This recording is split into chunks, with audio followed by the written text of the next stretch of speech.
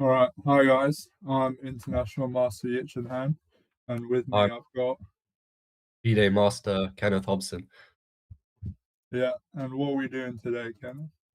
So we are looking at the ECF Macmillan Cancer Support Charity Marathon, which has been going on for about 18 hours already, and it's a 24-hour event in support of Adam Hunt and Jonathan Hawkins. Yeah. All right. Well, without further ado, let's look at a game first before we do anything else. Is there any game that's caught your eye, Kenneth? Well, how about we start off with the leader, Torpedo Night. Seems to be Have a look. going quite well at the moment. In time pressure against Under Trois Le Triangle. One name. All right. So black is winning, right? Got the two extra pass pawns. But you do it in under 15 seconds. It's not Risk. easy. The black king is very open here. And C2. He's gone back. But now queen C6, you can just go queen C6, C2. Or not. This is queen C6, yeah. Wow. That, but black should be winning now. It's a pretty close game though. Yeah, who do you think is gonna win the event? It's looking pretty close at the top at the moment. Yeah, it looks like Torpedo Knight's clear, but depends how long he'll play for. Yeah, for sure. What do you think the winning score is going to be? There's still 6 hours left almost. I think you're going to need about 400 to win. So 400, I think they're going to have to play for basically the whole of the event to win this. Yeah, definitely. Is there anyone you want to go to next? We've got. Let's have a look at anyone interesting you know of. Yeah, to be honest, I didn't really look too much as who's in the have a look. Who's Maybe we can look. Mad Alien 2. Who's this? Dagnate. I'm not going to even try and pronounce that last name. Have you heard of them? Yeah, I haven't heard of this player before. This is looking quite good for black now. Should be checkmate. Who's the black player? Ivana Mechu. You know who that is? I got no clue. Nah, also no clue. Okay, rookie yeah, it's not looking great for white. Let's see what happened in the game then. Was Queen B6. Queen B6. Yeah, I think normally start with against me in the British when I was white and normally you go knight C6 first though, right? A little bit rare that you start with Queen B6. But seems like black got the job done. Just have a quick look through. See Queen H5. A little bit of a cheeky trap. Yeah, seems like white had a good position, but black managed to counterattack. Yeah, I think as soon as black defends the king side, you can always try and counter with a pawn break in the middle. Although, I'm not really sure how he managed to turn this one around. Yeah, I think white just got a bit low on time and it just all went a bit wrong. Yeah, but impressive time management from black. Still got 3 minutes on the clock. Very nice. All right. And then a lovely fork at the end there. Brilliant. Where to next? Let's have a look. too many title players. Should we have a look We at just see who's Gunslinger? yeah, sure. Yeah, Maybe we should check he's the number pretty. 2 at some point as well to see if they're Oh yeah, gonna definitely. be able to make. Well, yeah, how about we do that now? We'll have a look at the second player. Do we know who this is? Joined a day ago. So it's probably a new account with an Yeah. anonymous player. It's Uh, not looking too good so far. Yeah, I think White's think just Tom- winning here. I mean, Yeah, Tom Ballman is a junior, I think. Pretty strong. Oh, the White game is won this. finished. Oh, another Yeah. Sicilian It here. was yeah, we're seeing a lot of those right now. I think a lot Yeah. of people are playing Sicilian because they're, a win is worth a lot more than a draw here, and if they lose a game, they can quickly get another game started. Yeah, that's true. It's probably a good strategy, but here backfired a little bit on black. Seems like white had a very fast and easy game. All right. So, yeah, we can see at the top there, Spoon's Fellowship definitely gets the prize for playing the most games with 158. Yeah, almost more than 50 more than everyone else. Let's have a look at. Shall we have a look at Torpedo Knight against Cyber Cobra? That's a pretty big matchup. Yeah, let's look at that. Yeah, all right, let's do that. Where's it gone? Oh, Wait, go up. I think. It Wait, might have finished. We got another. We got okay. Gunslinger against Torpedo Knight. Yeah, this is 1 versus This could 3. be a big one. But yeah, and they're both on big streaks. Well, it's 1 versus 2 right now, and they're both on pretty big streaks. So this is a big game. I think we should stick with this for a bit. We've got a Blumenfeld Gambit. Yeah, Do you let's have any see. experience in this? I mean, I've played it once or twice. It's just very dynamic, really. I think black at some point will go a6, yeah, and just play with the open f file and some open a file and see. Yeah. Yeah, I know even Rook a6 could be an interesting idea here. And he's gone for it. Go for it. Wow. Yeah. This is pretty cool. I think I had a game in the Blumenfeld at the British Championships actually against Lawrence Webb. It was a pretty interesting game. So yeah, it's definitely an interesting opening. But Bishop e2, very sensible. Just saying that I'm going to castle first before then probably taking the exchange. Yeah, now black has to waste a tempo, I guess.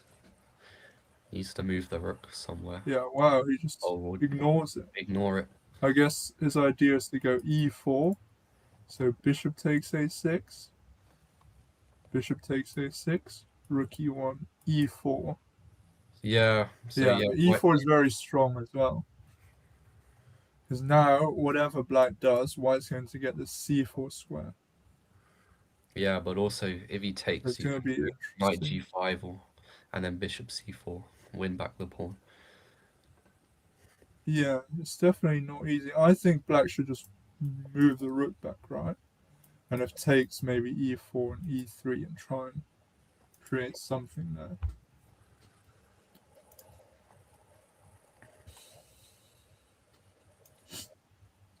He's gone d takes e4. So now, yeah, white's gone knight g5, as you said. This is looking very promising for white. For black, yeah, e3. Yeah, also sensible, but there's always these bishop c4 ideas now. Yeah, I don't know. I'm not really loving it for black, I'll be honest. Feels a little bit shaky. Knight e4. It's been very impressive from Jonathan Blackburn right now. I think he's handled his time very well in a complex position. And usually these type of positions are easier to play for black in blitz. But so far, it's been a very impressive display. Yeah. It was I like believe, yeah, yeah, Jonathan Blackburn. Yeah, go on. yeah, it feels like there should be a tactic here for white with some pieces looking quite loose, like bishop on d6. Yeah. It does feel like Black's pieces are all over the shop right now. It's not what you And maybe want. bishop c4 and knight f7 maybe. Yeah. Wow, yeah. But then, yeah, maybe you can play rook takes, right? And if Oh bishop yeah, takes, 'cause then the knight is. e4 is hanging. Yeah, and if knight takes d6, rook d6. And that's, yeah. Seems like no tactics quite yet, surprisingly. Yeah, here the danger is that white is just going to burn a lot of time looking for a tactic that might not exist. But it is a critical situation because, yeah, if there is no tactic, it's a little bit difficult to see what you're going to do here. Yeah.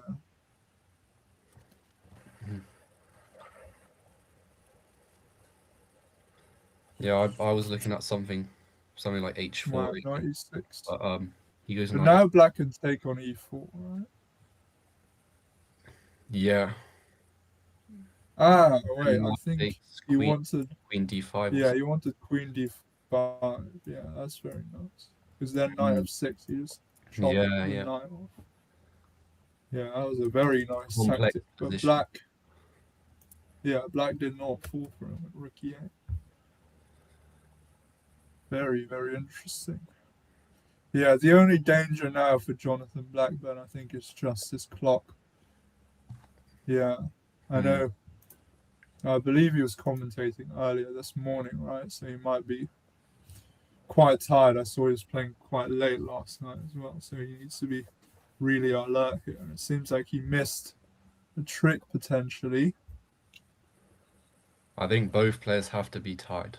Um, I think there's a Yeah, few people who've definitely been playing um, all through the night and probably just haven't yeah, seen it for ages.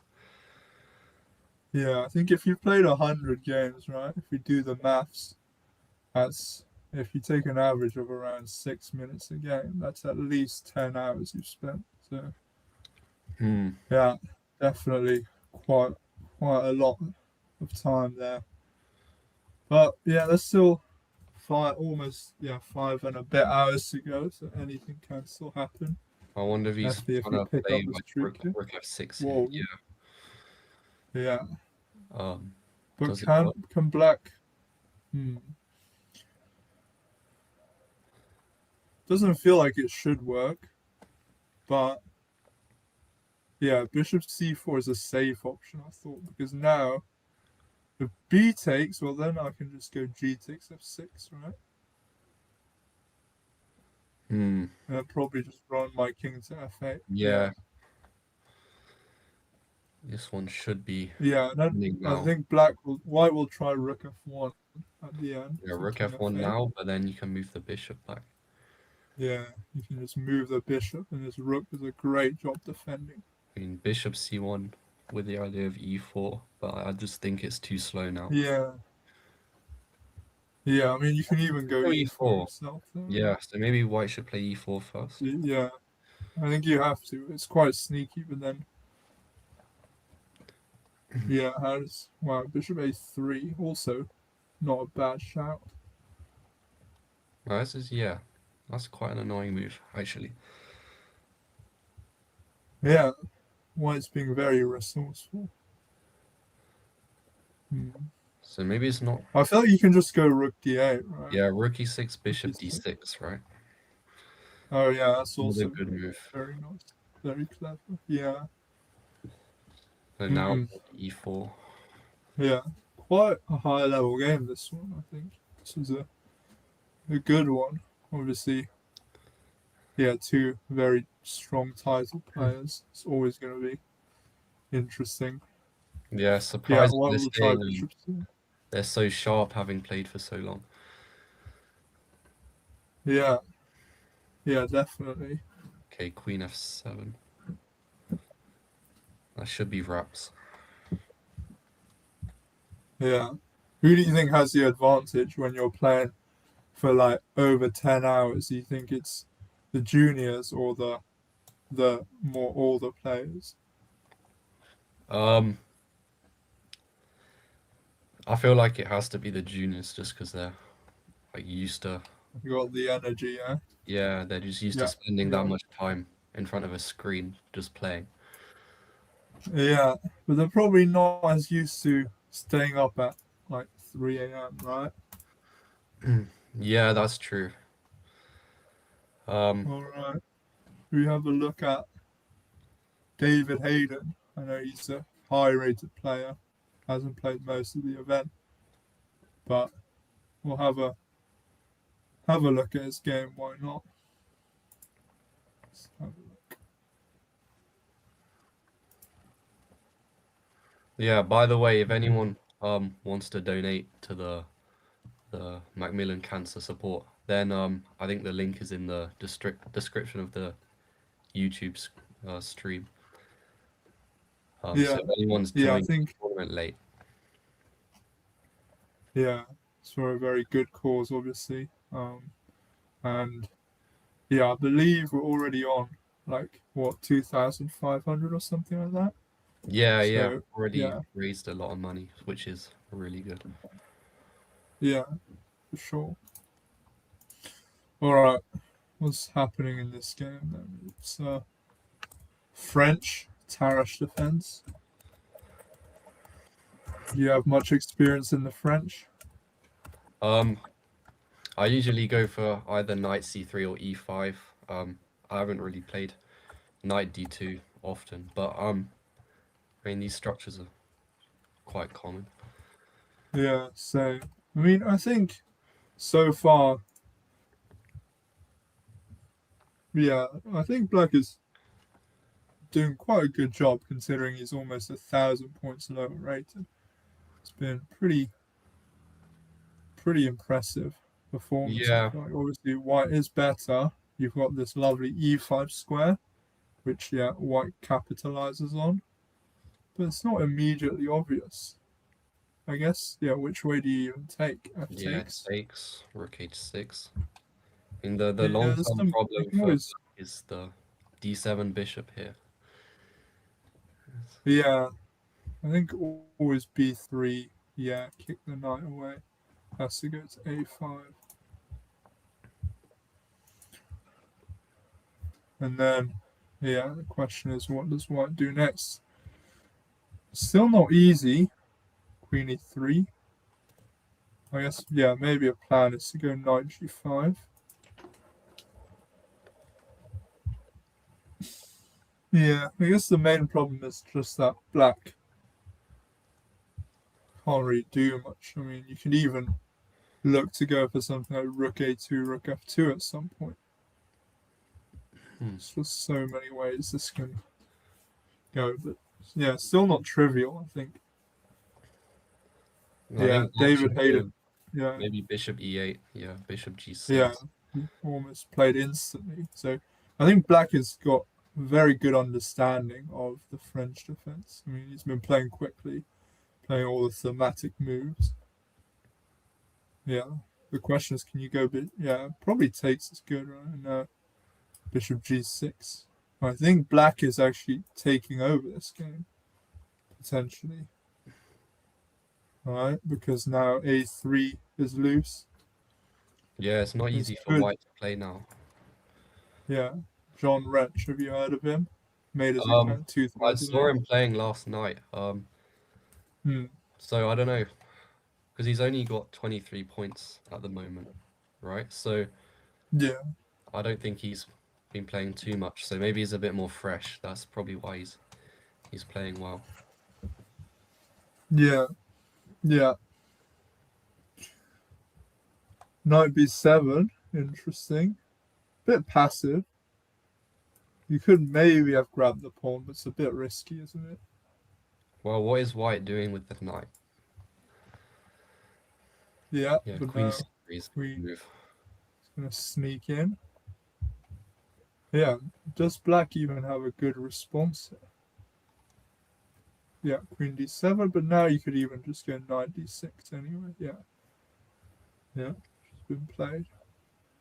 Yeah, I believe David Hayden's a great blitz player. I've played him a couple times online. I think he's was over 3,000, which is obviously very impressive. But yeah, he's not played much of the tournament. Otherwise, I'm sure he would be much higher up.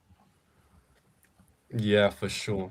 I mean, I was half expecting, one of the titled players, who hadn't really played much. Like Alex Golding has a 50-game win streak, so I was thinking maybe if he, kept winning a ton of games, it'd put a lot of pressure on the top player. But I guess it's just Yeah, a time commitment for these people. yeah. And I guess it gets a little bit boring when you're a strong title player if you keep getting paired against people that are, 1,000 points lower than you. It does get a bit repetitive.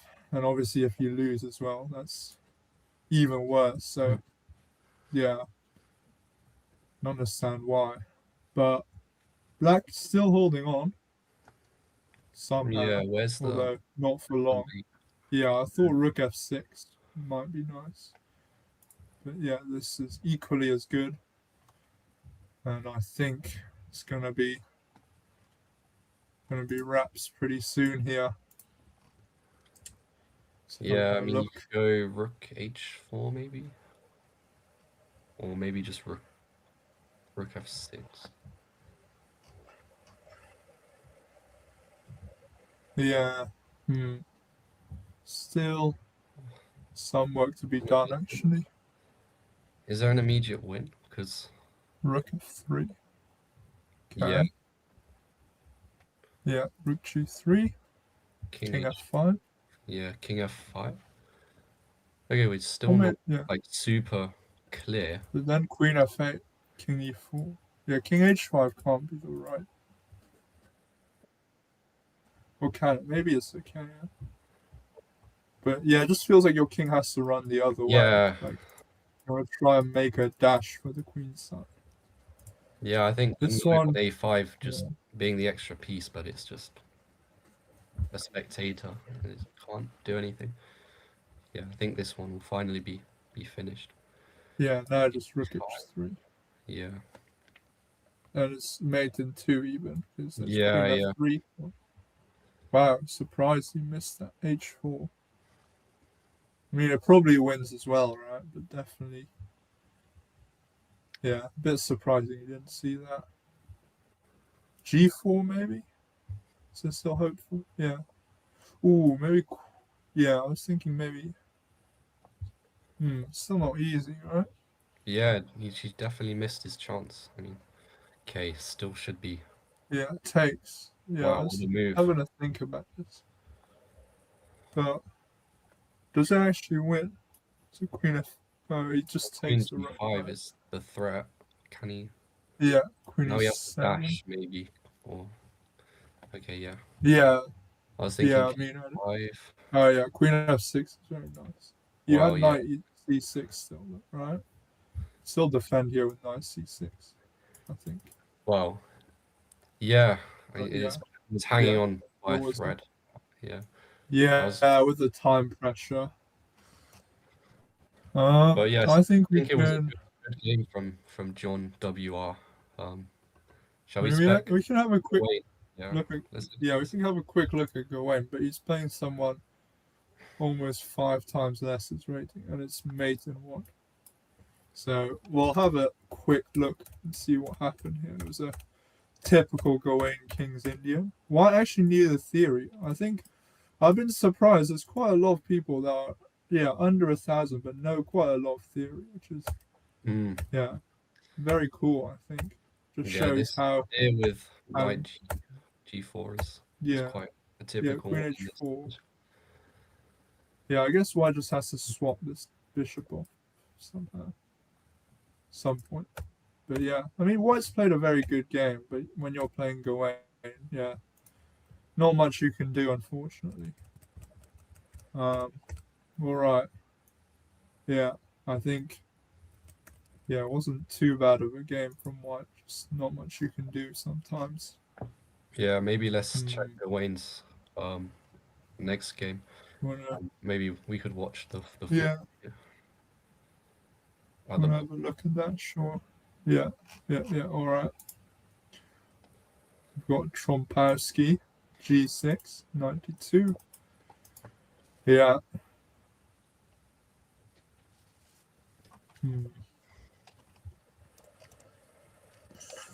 Just having a look and seeing. Looks like Torpedo and Harry Bryant's taking a break. So is Jonathan Blackburn. So we've got a little bit of an opportunity here for someone to sneak in. Got a couple of players, number 3, 4, and 5, all trying to make a run for that spot. And then you look down the leaderboard. Yeah, lots of titled strong players. Yeah. 300 plus players. It's definitely been a big event so far. Yeah, and also there's very, very high rated players playing. Like Gawain, he's playing as well. I think Matthew Sadler played also. Yeah. I think Matthew Wadsworth as well played a little bit. I think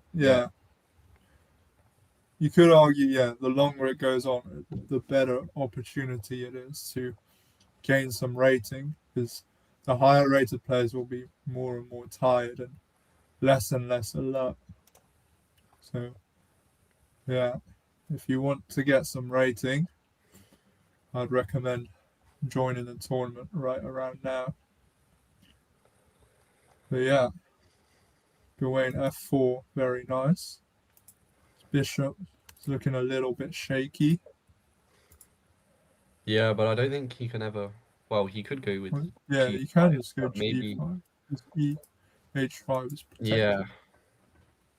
Yeah, this is not looking too good.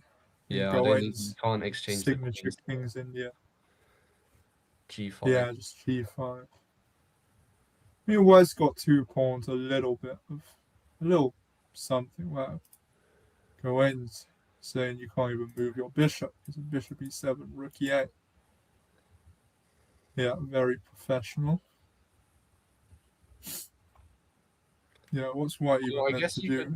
You could try something like G4, and then if G5, bishop takes, pawn takes an H4, and just try and hope for something on the H. Yeah, that could actually work. That's quite clever. Yeah, now obviously white was trying to be sneaky and go bishop E7 now, and then king F1. But obviously Gawain's not letting that one slide. And I mean, material-wise, it's only a point, but the extra bishop thing just goes a long way, and these 2 extra pawns not helping so far. Yeah, question is which way are you even going to go? Both are pretty viable. Yeah, now the king just comes to G6. And it's not what you want, is it? Yeah, it looks like Gawain's gonna win this. I wonder if Gawain played the remaining 6 hours, do you think there's any chance that he could, potentially challenge for a top or something? Good question. Yeah, I guess basically every game. Yeah, I think because the maximum streak you can only get 4 points, right? I think you'd need to win. How much he's only on 17, so you basically need to win almost 80 games in a row, right? And you do that in 5 hours. Less than 5.5 hours. It's possible, but then you need to be able to berserk in a chest of concrete, and then you could gain. Then 5 points. You're also assuming that no one else is going to play, so obviously, I think it's going to be quite tricky. You just need to have that dedication if you want one of the top spots. Yeah, very nice from Gawain. I think he's just going to go king G5 here. Yeah, well, there was rook G6. So. Oh, yeah, did not see that. Yeah, wait, this is still not. It's not that easy, right? Crowded house. Who is this? Philip Owen. He's doing a good job holding Gawain here. Yeah, he does go King G5. I guess he's not too worried about Rook G6. Yeah, King no, take. it Yeah, doesn't really do much. So yeah. The G3 Rook is maybe. defending the bishop. Yeah, I mean, yeah, you can't go Knight F3. That's just too depressing. Could maybe try Knight G6, right? Or G3. Yeah, I One think of he'll go those. G3 here, but Yeah, I think G3 is it's the not quite best try. checkmate. Like even if you get Rook Yeah, G6, it's yeah. It's not quite so close.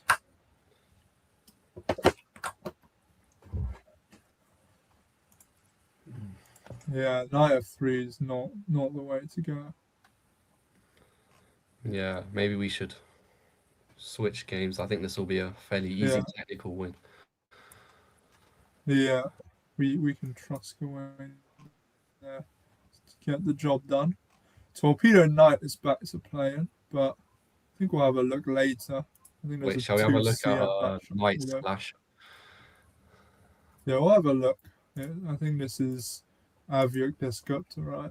Yeah, Yeah, I'm pretty sure Plymouth yeah, Argyle has just been playing 1H4 like every game this tournament. yeah. Chris Brisco. Okay. I saw him playing quite late. He's obviously on a lot of points as well. Yeah, a bit of a comical opening, but it's transposed into a French. I think this is gonna be I think quite a H4 long H4 game. definitely Both helps ways. White. Yeah, potentially. Although Black now can play E5 a lot easier. What does Yeah, but White is it do? I mean, you could B3 just or yeah. I thought Queen B3 maybe, and then castles Bishop G6. Yeah, could oh be yeah, of course. yeah, could be quite yeah. Or you could even go Bishop H7 and then King H8. Knight takes F7. Rook takes. Queen takes. King takes. Yeah. I don't know which one's better. I feel like Bishop H7 could win on the spot, but Yeah, because you it's have not stuff like trivial. Knight Yeah. G5, Queen G6, and at the Yeah. end of You everything. just take and then yeah, Knight G5. This could be an early loss.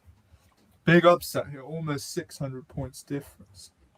If this does happen, quite a shocker. I think, yeah, even you can just go Knight G5 here, right? That could also win.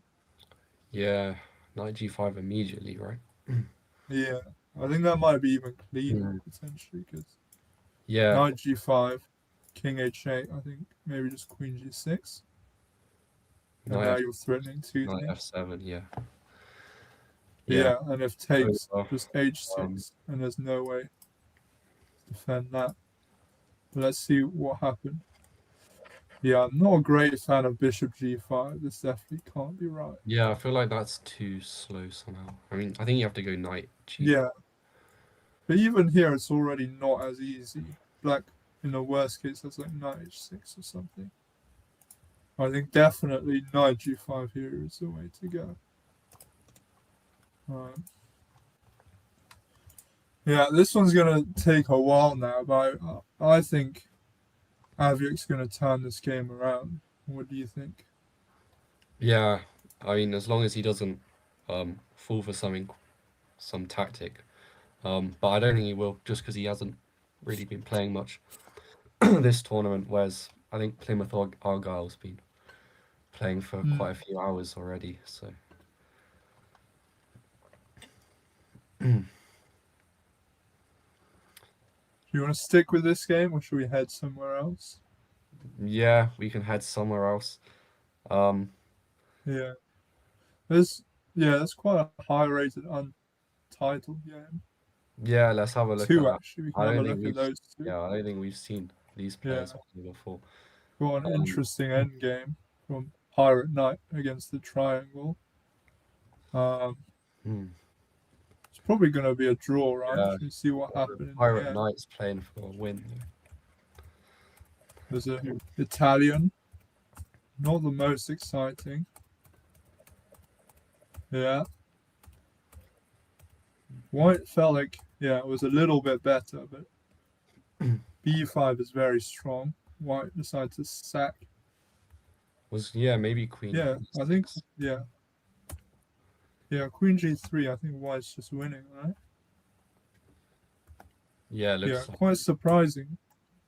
Even here, white has so many pawns, it should just be totally winning for white, but wow.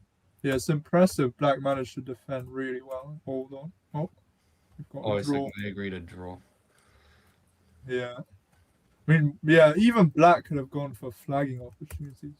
White only had 18 seconds. I'd definitely try and play for a win here, just start giving checks and seeing what happens. You can never really lose this, right? And white's been taking quite a lot of time.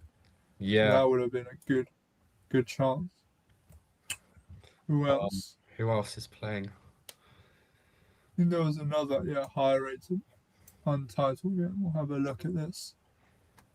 K Dash, who's that?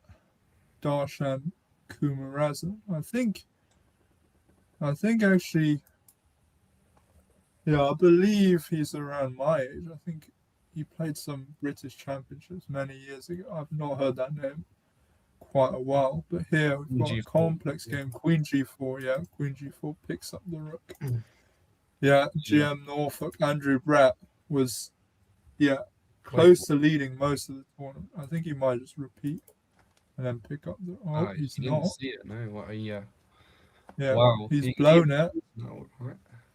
White's going on a king march now. Oh. This is, I think White's going to win potentially, or it could be, maybe you can, sister.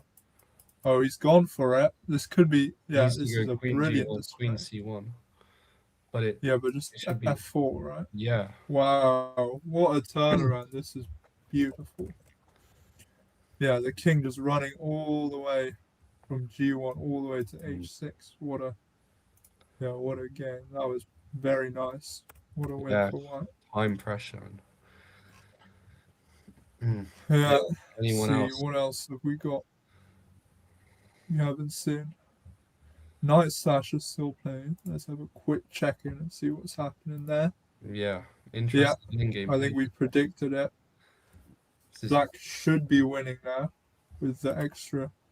Oh, White's just resigned. A bit premature. Yes, he's just a bit premature. Game going, right? Yeah, it could be. All right, we're off to next. What? Anyone we haven't seen? Anyone catch your eye? Maybe.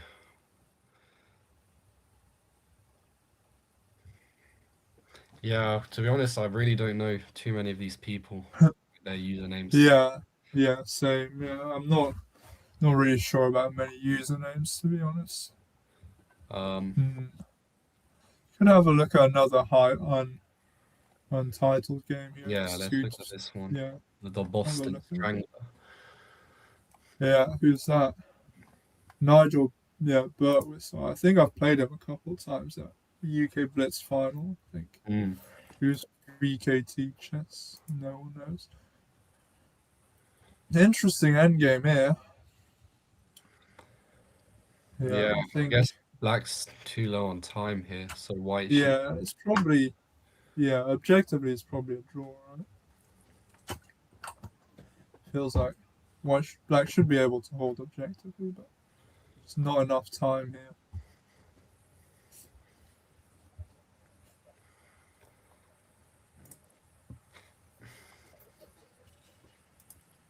Okay, knight e5.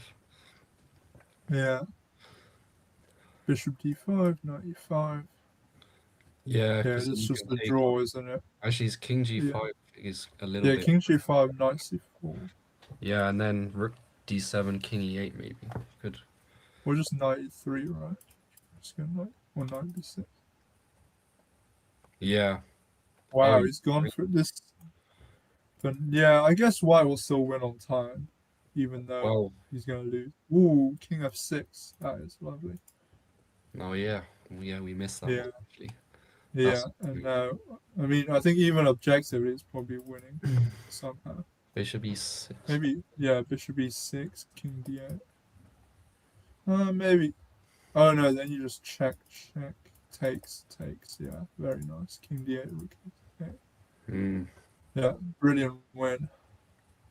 Yeah, Yeah, good very tactic nice. there. Yeah. Yeah, I think there's a lot of hidden gem players that are definitely had a chance at coming in the top three if they had played the whole thing.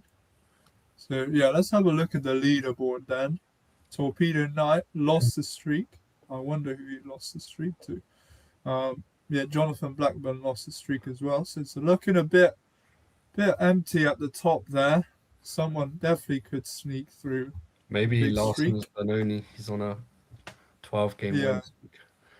definitely See push up what he's there. doing. Let's have a look at a game while we discuss these matters. Yeah, not really. Can have a look at Martin Burrows against. I think that is Tristan Cox, who's also played the whole thing in fourth place. We'll have a look at that. Looks like White should be winning. That's pretty good news for I believe that's Tristan. In his quest to come top. I guess he's pretty Rookie close to 6, second maybe. within. It's rookie 6 Yeah, and yeah. yeah, very nice. It takes Queen G8, Rook G8, King G8. That endgame has to be winning. Ooh, what? Queen d8.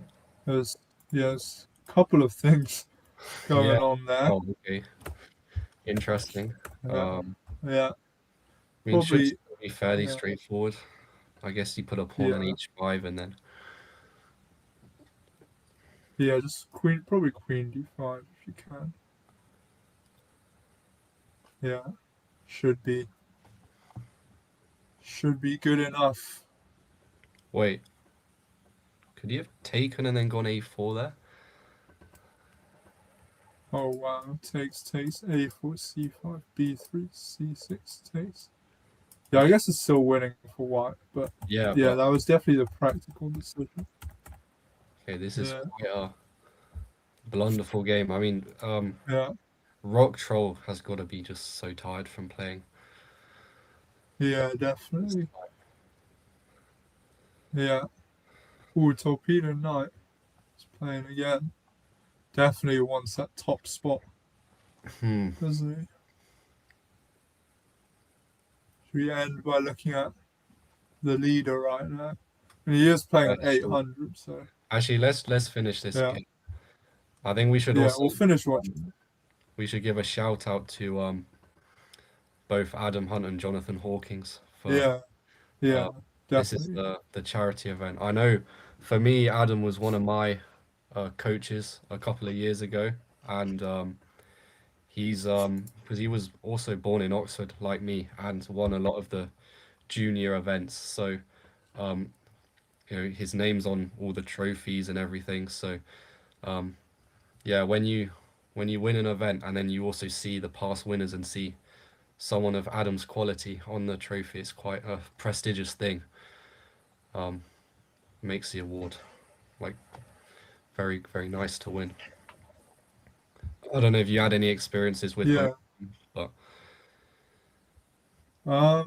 Yeah. Unfortunately, not so much with Jonathan, but I played Adam actually once at the Scarborough Congress in 2019, I believe. I think it was 2019, maybe 2018, but yeah, I was quite young, and yeah, he won the game pretty easily. Um, in a dragon, I think I had black, and then yeah, I think I had the pleasure of meeting him again at the British where he was doing commentary. And I think that was in 2023, maybe. oh yeah, And yeah, yeah, yeah, he was a good commentator as well. I think he yeah, for sure. did the Yeah, I British a think. few years. Yeah, yeah. He also commentated the Terra finals, if I'm not wrong. Uh, Oh so yeah, yeah, I'm yeah, not. I think he Yeah, I did. think so. Yeah, Mm. yeah. So yeah, I yeah, mean, I also definitely. know Jonathan's a very, well, he was a very well-regarded coach. I know he coached quite a few of the the England juniors, and he managed to get quite a lot of them to FM, even IM. Yeah, just overall, I think they were great coaches, and just such a shame that they passed away. But yeah, definitely. I think English junior chess would definitely not be where it is today without them. So definitely consider donating. With the QR code, I believe, in the links in the chat. description, I think, as well, or Yeah, at least yesterday. So anyway, looks like Torpedo Knights. yeah. All right, cool. Yeah, I guess we'll end off probably with Torpedo Knight winning here against Matanga. Yeah, we'll finish this game. It should end pretty soon as long as White doesn't blunder. Mate in one here. I quite like something like Rook E8, Rook takes E8, Queen C6. Yeah, he's gone for it, and now Queen C6 would be Wow, yeah, that's pretty aura move. That is. incredible. Yeah, although it doesn't actually win. Black still has Rook B8. Ooh, that's not the way to go. Yeah, Black and Rook B8 is still not Yeah, losing. because If we like you take can't take. Queen, But, yeah. I mean, maybe you could have even gone. All right. Well, yeah, I thought Rook B8 you go Queen A6 and then like Knight B5. Yeah. All right. Well, I guess with that, it's not really worth it to look at another game. I feel like it's just not Yeah, I really think we're out of enough time now. time. So. Yeah, but yeah.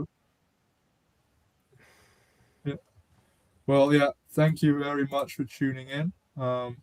I believe commentary will continue with who is it? Do you know who it's going to be? I'm not sure who's next. Yeah, Oh, yeah, sounds like Peter Roberson and Ben yeah, Purton. So yeah, stay tuned for yeah. that one.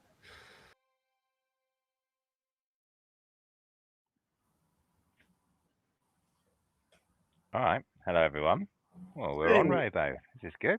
It's good. Wow. Good to be here. Do you want to do some introductions? I'm going to introduce you, I think. I'm doing a bit of framing the concept. Peter Roberson, joint first in the British Championship. There we go. That's a big one. International master. And of course, the two most impressive parts, Sharks appearance record holder and British Bughouse current reigning champion. How's it going? It's going great. Great to be here with one of the four NCL captains. One of the best. Here for a very good cause. We're here for a very, very good cause. So if you haven't donated yet, donate in the chat. There should be the QR code. Let's try and get to $2,000. They got to the 1K late last night or the evening. I know there's been some donations by the as well, but there's a QR code. We're currently looking at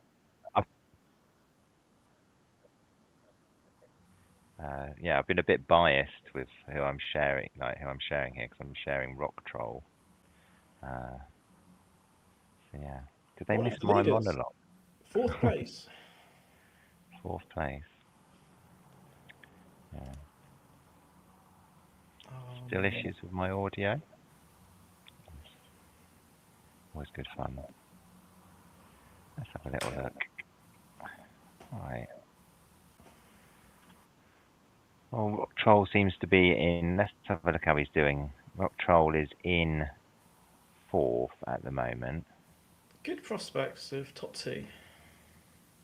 Yeah, top two. Not sure he's going to be able to chase down Harry Bryant, who's Torpedo Knight from the Netherlands. Didn't know he was from the Netherlands. He's playing more games. Okay. People don't get to listen to me, Robo. That's probably a good thing for their chess ability. Does that mean I have to talk about chess? Yeah, it does mean you have to talk about chess. I mean, I'm going to sit back and watch Rock Troll in this game. Playing the Grunfeld with White in a switchery. You know Rocktroll better than me. Are we cheering him on to win the tournament? I'm cheering him on, and they don't hear me what I'm saying. So I can just like ignore them. So I think yeah.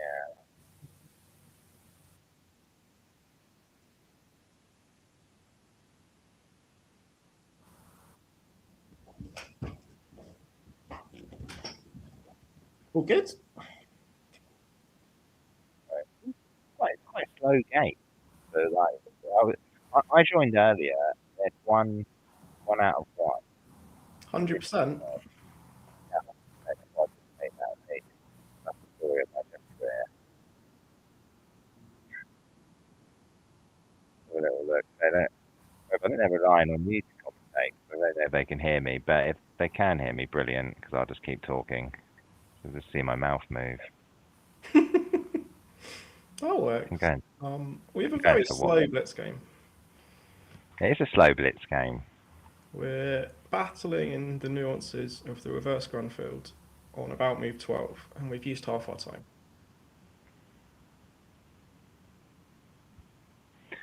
Wow. Quite equal. I almost want a bit of it. I mean, this should get quite fun in a minute. Then I reckon should get fun. Maybe the one chess opening I've never played with either colour in any form. I know absolutely nothing about the Grunfeld. My last thing to conquer. I know quite a lot about the Grunfeld. I'm not sure about the Whose book were you reading back in the day? You had someone. Yelena Dembo. Yelena Dembo. Yelena Dembo. Who had that in the bingo for references? Low down on the list. We can find some better references later. I'm just very confused. How slow Well. Rocktroll is playing. Feels like a guy who's played 150 games. Feels like a guy that because he's in Vietnam, so it's.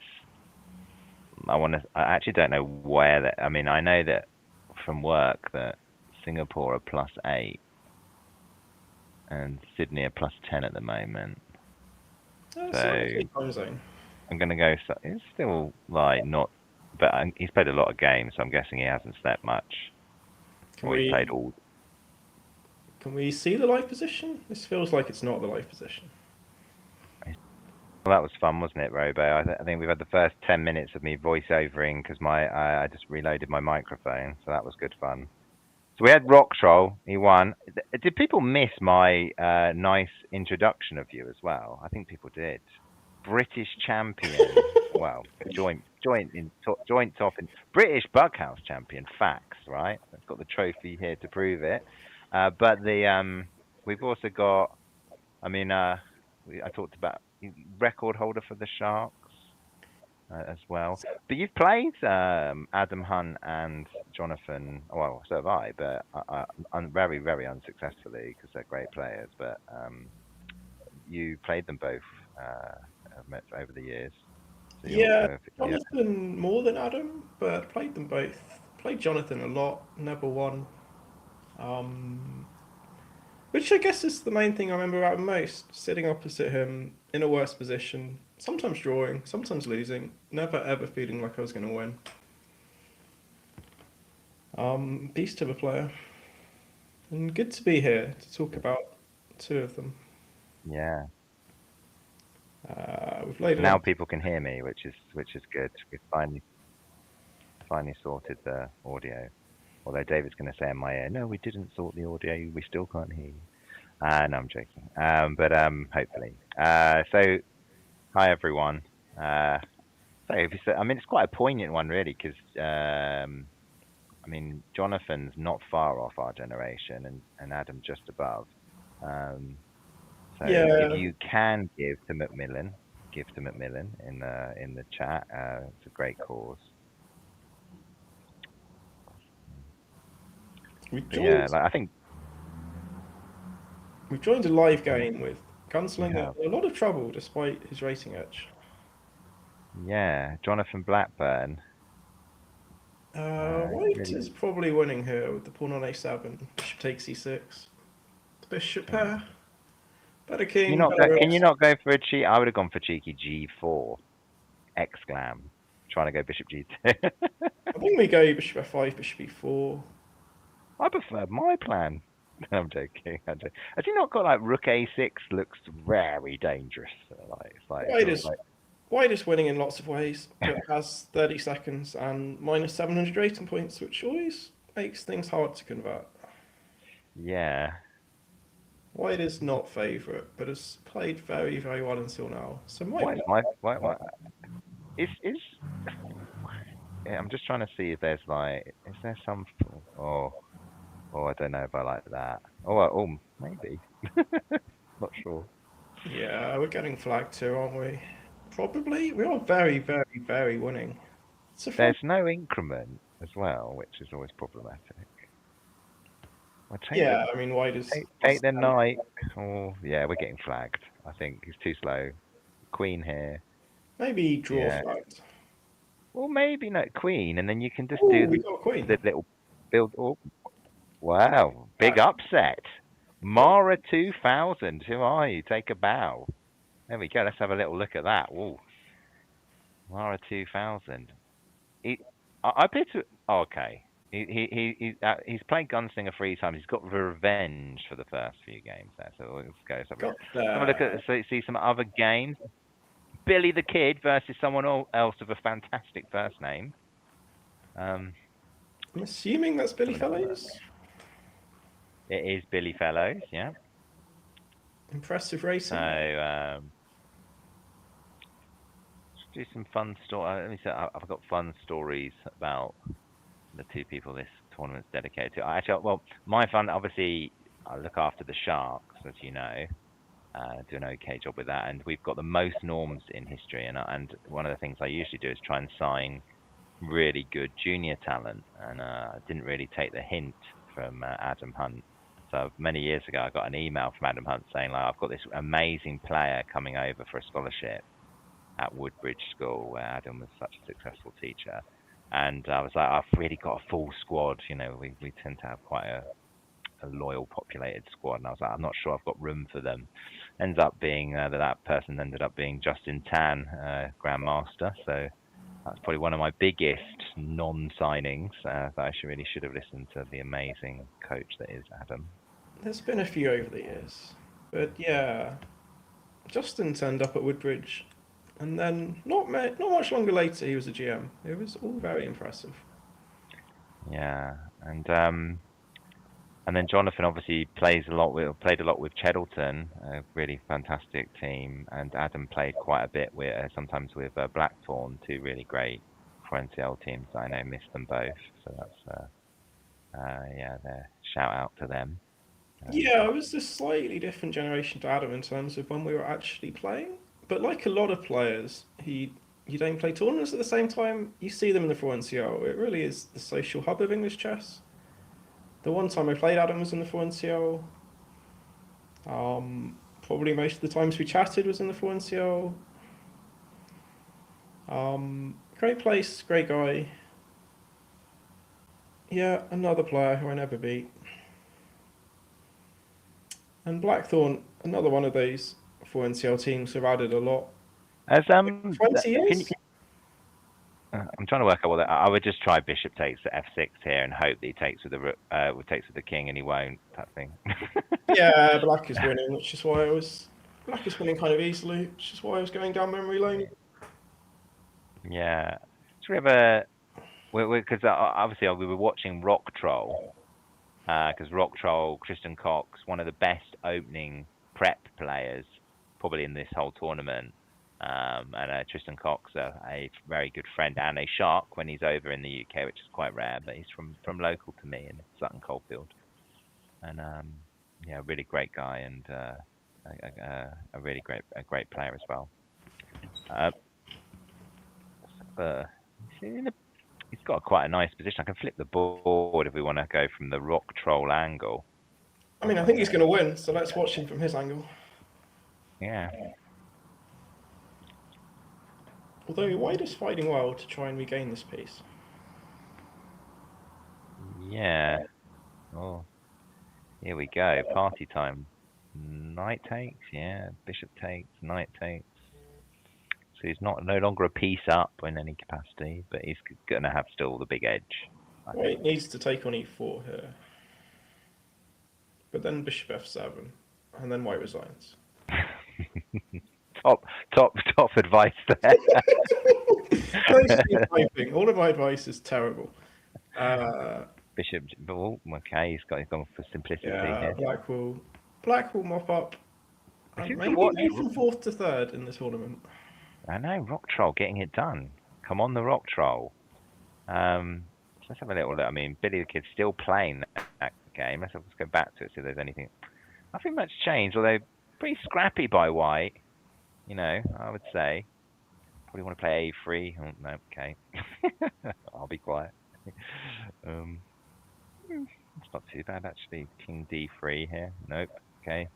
Not sure the passiveness is going to play out well here. Billy's too good. So Billy's probably going to win that one, I think. So let's have a little look down and see if there's any Sharkaholic. Here we go. This is what we're talking about. That is how you get featured on the stream. Who is it? I'm pretty sure that is Adam Bremner, who doesn't play as much this year, but very. He is winning this ending. Chess for goal. Yeah, that's what I heard. I heard he gave up chess for goal. Those were the rumors. That's what he tells me. This appears to be a chess game. Hey, he's winning as well, which is good. I would go for c2, king c3, and try and mate white without queening a pawn. But there are other ways to win. And I mean, what I would say is, if Bremner doesn't win this, he might withdraw. I'm joking. Let's be nice to Adam. He's playing a nice game. He's playing really nice. Yeah. Let's go. Beautiful knight, bad bishop, extra pawn. We'll be careful. If this was like faster, you would like hope that you could just have the pawn hanging on h5 and then just chuck in h6 towards the bullet spree at the end. But Adam's got plenty of time now just to relax. Yeah. He's going for your little mate idea, but he needs to be careful not to just push c2 too quickly. We can push the g4 now. Let's find a. He's got it now. c2 check, king 8, king c2 check. Okay. Let's go. Oh, there we go. 1-0. Who else is playing? Sharkaholic. Let's have a look at who else is playing. Let's go for a game. Let's try and find a game that doesn't have. Oh, here we Rock Troll versus Gunslinger. Second place versus. Oh no, third versus fourth. They're tied on 267 each. 267 each, and I've got to admit, like nearly every game I watch after about 15 moves where Rock Troll is white, I like white's position. There's some sort of Tarash adjacent type thing where white is always slightly better, but black's position is fine to play in blitz. See, I'd have lost the exchange there because I was like calculating bishop takes f6, bishop takes f6, knight d4, just get the knight in there, and then I would just have lost to bishop g5, losing my c1 rook. So I was like, okay. And I've got no excuse there, just terrible. What he might be calculating as well. Oh no! Oh dear. There we go. So I calculate the same as him, but bishop g5, I think. We might be better after knight e6 and queen g4. Yeah. This might. Oh no, not quite. Wow. I think you've been. Let's see. Will they spot it? Will they spot it? That's the question. I'm sure Chad spotted it. No, he hasn't spotted it. That or he's delaying it. I mean, you could play bishop takes e6 and then your queen g4 idea now. Now it's a little bit more poignant. What? Because we haven't lost an exchange to go with it. Well, you've got knight takes d5 here. Boom. No. Okay, don't play it. It looks good, doesn't it? Come on. Yeah. All right. Some things are being missed. by the commentators and the players. I'm not missing much. I missed bishop g5. Speak for yourself. Yeah. Okay. Let's have a little look. What's going down? Oh. Got the Simplification. chat open, and Loz Cooper also has recruitment myth stories, unsurprisingly. One of the other great 4NCR managers. Maybe the second greatest. Oh yeah, don't. There we go. It's going to go d3. Very strategically complex position now.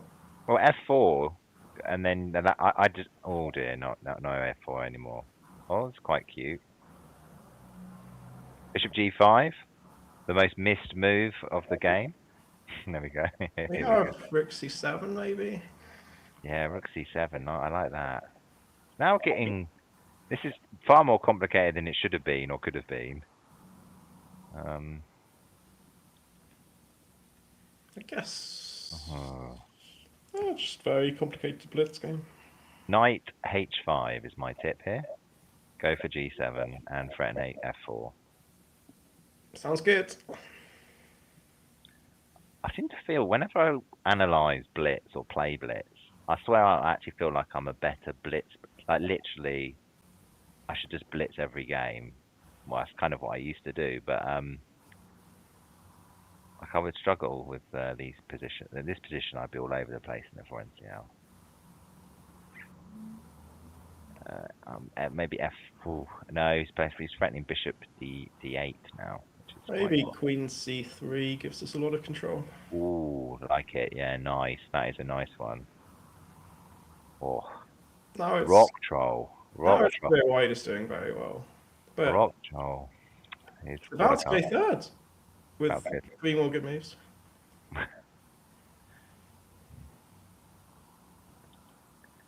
Queen g6, a little bit awkward. Maybe you have to play g4. I don't really. A classy player like Rock Troll will never touch his g3 pawn here.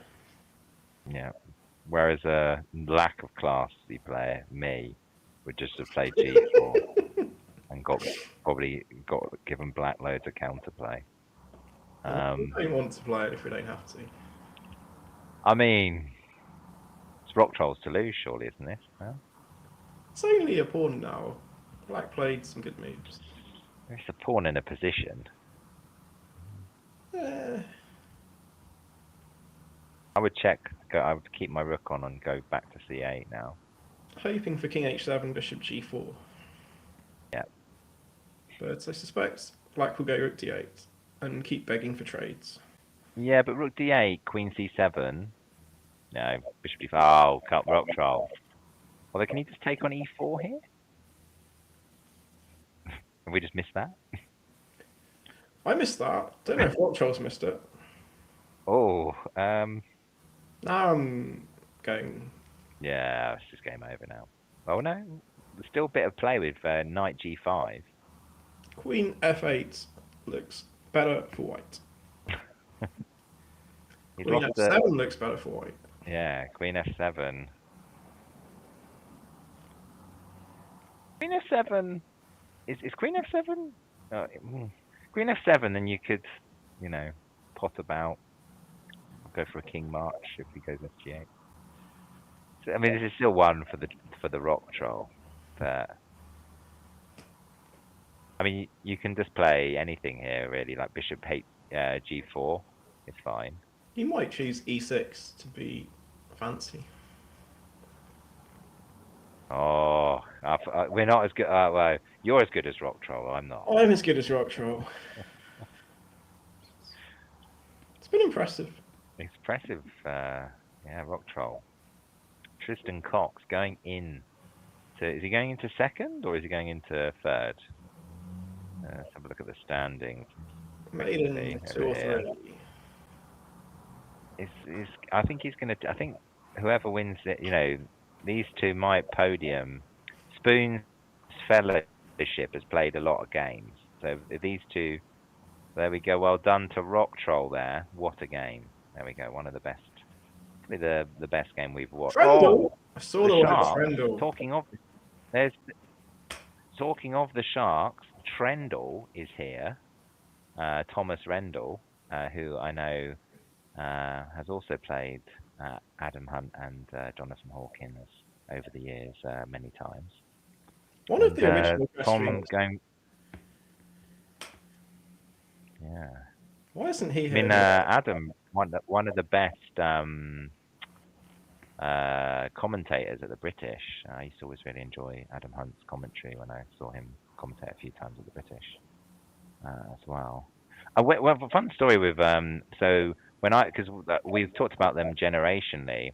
When I was growing up, and you would have been into quite a few tournaments. Adam's younger brother, Lawrence, was a pretty useful player for Oxfordshire. So it was about sort of this is when we were very young, and we were rough. I think maybe Lawrence is my age exactly, sort of 86, 85. So yeah, really lovely guy as well. And so yes, I used to play a lot here and down in sort of Berkshire and Oxfordshire in the mega finals and all those things against Lawrence. So I played him many more times than 3 times. I think I must have played him 10 times, 20 times, sort of thing. I think Tom's going to win here, although... Yeah, black scrapped well, but 2 pawns was one too many. Do we know which Ben this is? Is it someone like... No, just another Ben. Probably a better Ben than me. Probably playing this better than me. I think you have got more resistance. Tom has seen Queen B8 coming. Oh, well done, Tom. So Tom's got a win on the board, and we've got one of the best names. There's no name prizes unless I've been mistaken, but there is Crispy Mint Salad. So have a little look how they're getting on. Do we know who they are? No. Has anyone ever had... I like a salad. But I don't look it, but I do like a salad. But I've never had a crispy mint salad. I've had mint dressing, but I guess you could have crispy leaves and mint dressing. That's crispy mint salad, isn't it? Well, he's not completely winning here. Slightly better. Slightly better now, yeah. No, he's back to equal material. That E6 pawn, a bit lonely. Black's king, a bit weak. Yeah. Knight on E5 is a good piece. Yeah. So crispy mint salad, and who's C20 E King E2? Oh, I might have to have a getting handle ideas here of knight H6 for me. Queen E2 a very good move. Black trying to trade stuff. Rook C1 ideas. Oh yeah. Trading. Got to be careful here. Rook C7, threatening to win a piece as well. Yeah, knight F7 was suboptimal. Crispy mint salad's got to be careful. Otherwise, C20 King E2. Oh, okay, yeah, good move. Queen F4 is going to attack the knight on F7. I know, he's lost a piece. But he has Queen F1. Oh yeah, okay. Right. But Queen F4. No, Queen F4. We might trap this knight. It's not only Rock Troll is better than me. C20 King E2 is also better than me. Queen C7. Queen C7. Oh no, that doesn't win anything, Ben. That loses the pawn. I'd lose from this position. Is what we're trying to. Against the salad. No, you have very good mouse skills, and both players haven't quite realised that this is going to be a flag battle. Oh, okay. So what you're trying to say here is that I'm just basically a cheap... Well, I am quite good at cheap flaggings as probably one of the most 1-minute tournament players in history, probably. I play them about 5 tournaments a day still, let alone ICC flashes back in the day. Let's have a look at this.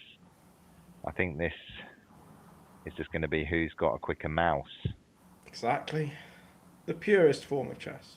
Yeah. The only pure form left. Oh dear. I got the feeling that white's going to win. I don't know. Black has checks. Checks are very helpful in these battles. You can also get a draw by flag/material. Oh dear. What a brutal way to lose. The That was salad. very harsh. Yeah, a bit of a harsh way to win. I'm not going to congratulate the mint salad. Great name. Got to congratulate the flaggers. Yeah. Okay, let's have a look at this. We've got GM North. It's quite a close. Well, not only a few hundred points. That's yeah. There we go. We've got He's not got great. GM Norfolk's had a good time against him. So he's yeah. So Jan is GM Norfolk Andrew Brett. Oh, it's a draw. What else do we Weird have? to have a draw in. Let's have a little look. That's that's a bit of a boring. We could look at Sharkaholic. Go back Let's to go. him. Let's go and have a little look at Adam Bremner, one of our own. Well, Bremner's got another position that he looks like he should win. Really here. Yeah, I remember when I was younger and weaker, this sort of bishop plus pass pawn always felt like it should be enough for a rook, and it just never ever is. And white always wins these. It just takes a lot of moves. And you've got unlimited time here, almost. Well, Yeah, we're down on the clock, which makes things more harder. Unlimited as in like unlimited moves, Yeah. because you can't really get his king can't advance black. So. Yeah, somehow my instincts used to be that these were drawn, and they changed to white should win. Let's have a little look. Yeah. Easy. I didn't know. I wouldn't have put it on d5. I'd have left it on b5. Played like I probably would have messed up, wouldn't I? I can go back to rook b5 now. Yeah, we can choose where we want our king, where we want our rook. That's what I meant by unlimited moves. Almost like in Zug. Well, I wouldn't have gone here because I'd go king e5 and just try and get into g3 now. If I'm, king e5, I would just play it instantly, just with time pressure as well. Yeah, king e5, and then just try and just get in. Yeah, e5 and then Adam wants to take on f6. Yeah. I think Adam might be. Well, that pawn's going to be a bit of a beast in the e file, but. King g4, bishop b4. Yeah, I'm not too convinced this has been a smoothly planned. With the time, I think we might be watching a Bremner upset. Yeah. Very sharp ending. Maybe might be okay here now. Actually, having a little look at it. Take. Yeah, get the king up. D3 is normally wrong. Now king h2. This is in general how you should push these 2 pawns. I feel like. Oh. Is this? Oh, it's bad news. Queen to check. Does black know how to beat a pawn on the 6th rank? Who is black, by the way? They are going to win, so. Rohit. A pending second name. Queen b5 is the fastest way to win here. Okay, let's have a little look. I think he's won. Let's watch it go through. But impressive play by to win from there. Bremner, I'm sorry. Very good for Sharkaholic. Great win, Rohit, whoever you are, second name. Congratulations to you. How are you playing at the moment? I feel like we should feature the standout winner if he is playing. His score keeps going up. Is he playing? Okay, let's have a little look. I'm looking for a Netherlands-based flag. No, he's not playing. Maybe he's intermittent. He's sort of going one game, have a 10-minute break. Just keeping them at arm's length, I guess. I think he's done the heavy lifting. He's done the heavy lifting if you look at this. Some percentage but, score. What a score. Party good. Yeah, 90 and a half out of 100 overnight, about 90% on the nose. Spoon's Fellowship, is playing. Should we? He must be. Let's try and find him. Where's Spoon's Fellowship? We haven't featured him, and he's on the podium. There's Spoon's Fellowship against Speedbro. 1,000 rating point difference here. Have a little look. 1,000 rating points, but White was playing well. Yeah, not bad, not bad. What other stories do we want to talk about while we're live? Oh, wow. Well, we've got obviously again a reminder because I don't think I reminded when my audio was decided that I needed to, because I'm on my personal laptop, I needed to load my microphone settings. Let's get to £2,000 to Macmillan. Macmillan obviously helping loads of families out there whose loved ones are suffering with cancer, and they do a lot more than just that as well. They do a load of stuff in the community. So check out the QR code and donate whatever you can. If you're a taxpayer in the UK, you can do the gift aid bit as well, and that boosts it a little bit. So that's nice as well. Yeah, I'm really glad to be here for such a good cause.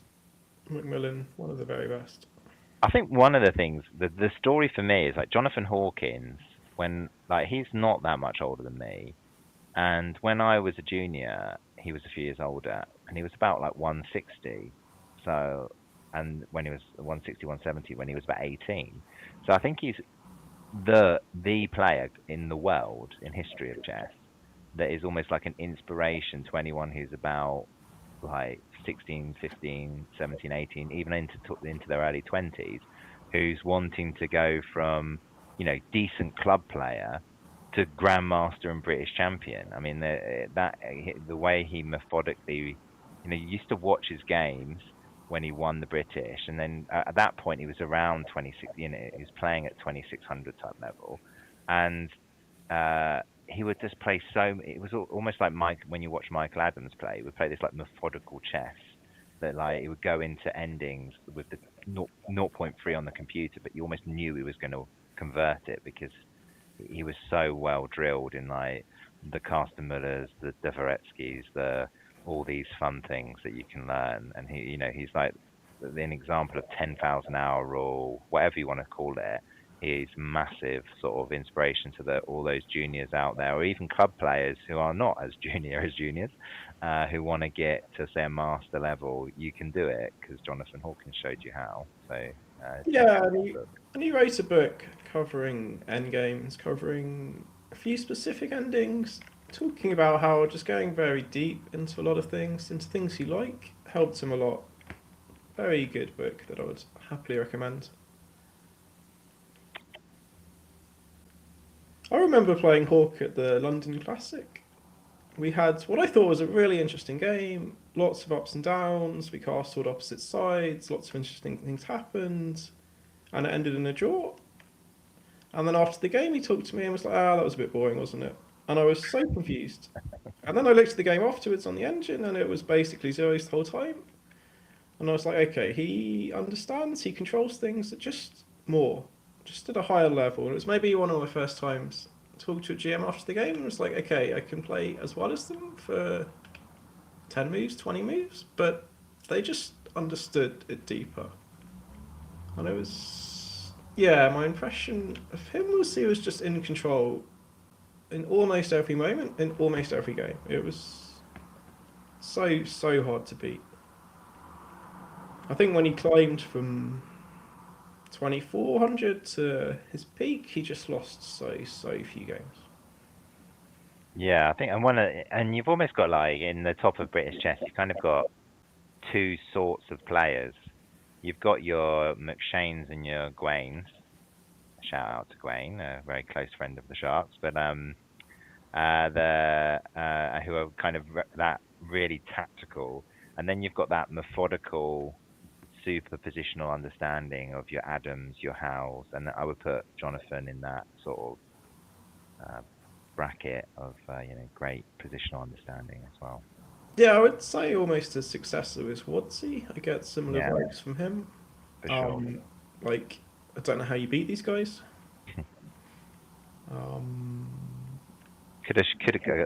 there's every part of me wanting to say, well, Rajat showed us how, but he's he had a great game against Wadsworth the other day. But Matthew Wadsworth taking names recently, got his Grandmaster title. He's up to 25-20. I mean, the two most informed players in UK chess or in English chess. In UK chess, you got Frederick Gordon or whatever. he's doing amazing. But in English chess, you've got Matthew Wadsworth and then Daniel Fernandez, our very own shark as well. Both of them have gone from made 30-40 rating points at the moment. So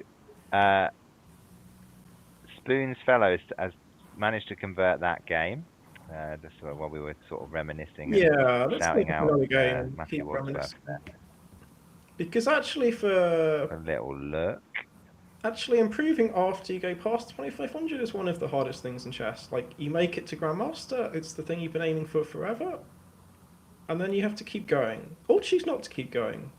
But that's something Hawkins just sort of went past 2500 and just kept going in a straight line. Should let's find someone who's got a game that's relatively close. We haven't looked at Sentimental Value 2025 yet, so let's have a little look at that. Oh, they're just about to win a game. There we go. So well done. And let's go to Gunslinger. He's found a sack on d5. He's stolen a pawn. Yeah. And he's got a position here as well. Very hard to lose this for White. So he's in fourth place though. The Rock Troll and Spoons are doing really well as well. So the podium places, it's going to be a war of attrition. I feel. You get the feeling that Gunslinger and Rock Troll will get more points than Spoons just on rating. But in tournaments like this, you end up playing. Quite cute. This is quite cute. That was a cute idea by Jonathan there. Yeah, these sort of mini sacks on d5 and e6 to steal pawns are at the heart of blitz chess, actually. How you win games. And I guess he'll just trade queens. Yeah, and just go Other options. Knight d3 as well. He's keeping it on. Sure, that's what I'd have done. Just taking the free pawns and no queens on the board. He should do alright, and yeah. So we've got quite a few things coming up. We've got the 4NCL in 2 weeks' time. The big one. The big one. Well, we'll be playing for 2 titles. We're playing for the second team. Our second team are doing quite well this year. After a 0 out of 2 start, they've won 6 on the bounce. And yeah, so excited to maybe get promoted again. We'll see. It's very close at the top of the second division there, whereas it's not as close unfortunately for our first team. Excellent chances of meddling. Excellent job. Lifting the trophy. Yeah. But we'll fight. We will fight indeed. I was in Daventry 3 weeks ago. Get the delight of going back. You love a bit of Daventry. It's the home of English chess. No, I was there playing an all-player, trying to make a GM norm, which I failed, but Marcus Harvey succeeded. Very, very impressed by him that tournament. Yeah, Marcus Harvey, great player. I actually, the thing that shocked me the most, I must admit, I actually thought that can't be correct, was when people said it was his first GM norm. I honestly, like, for Marcus, I was like, I thought it was his final one. That for me is that shocked me. That really surprised me. Someone said, "Congratulations on your first norm." I thought, well, it can't be his first norm, surely, because he's too good to. Yeah, not full-time chess, and if you're not full-time chess, it's hard to play many tournaments a year, as we both know. Yeah, he's a great player as well. Like, he's sort of like, there's quite a few that are, GM. I mean, he's like a GM waiting to happen. Harry Grieve, GM waiting to happen. Brandon also has been over 2,500. Is he a GM now? I think. No, but No? like Marcus, he did the hardest part first in climbing to 2,500, and now has to make the norms, which is not the way everyone does it. As we watch Gunslinger convert, So ending. Gunslinger has converted. Yeah, we're not doing that much chess commentary. Let's have a little. Let's see. Let's try and find a game. Sharkholic's still about, but he's got a big game. Is Rock Troll? Rock Troll against Sentimental Value, who we only saw 2 moves of while he mated, is now playing Rock Troll, who is our #1 watch player with Jonathan Blackburn, the 2 on the podium. And Rock Troll. Do you know what's going on here? I don't. Whoa! They have the same number of pawns and pieces, so it's probably about equal, right? That's how we evaluate chess positions. I guess so. Black probably goes d5 and is probably happy.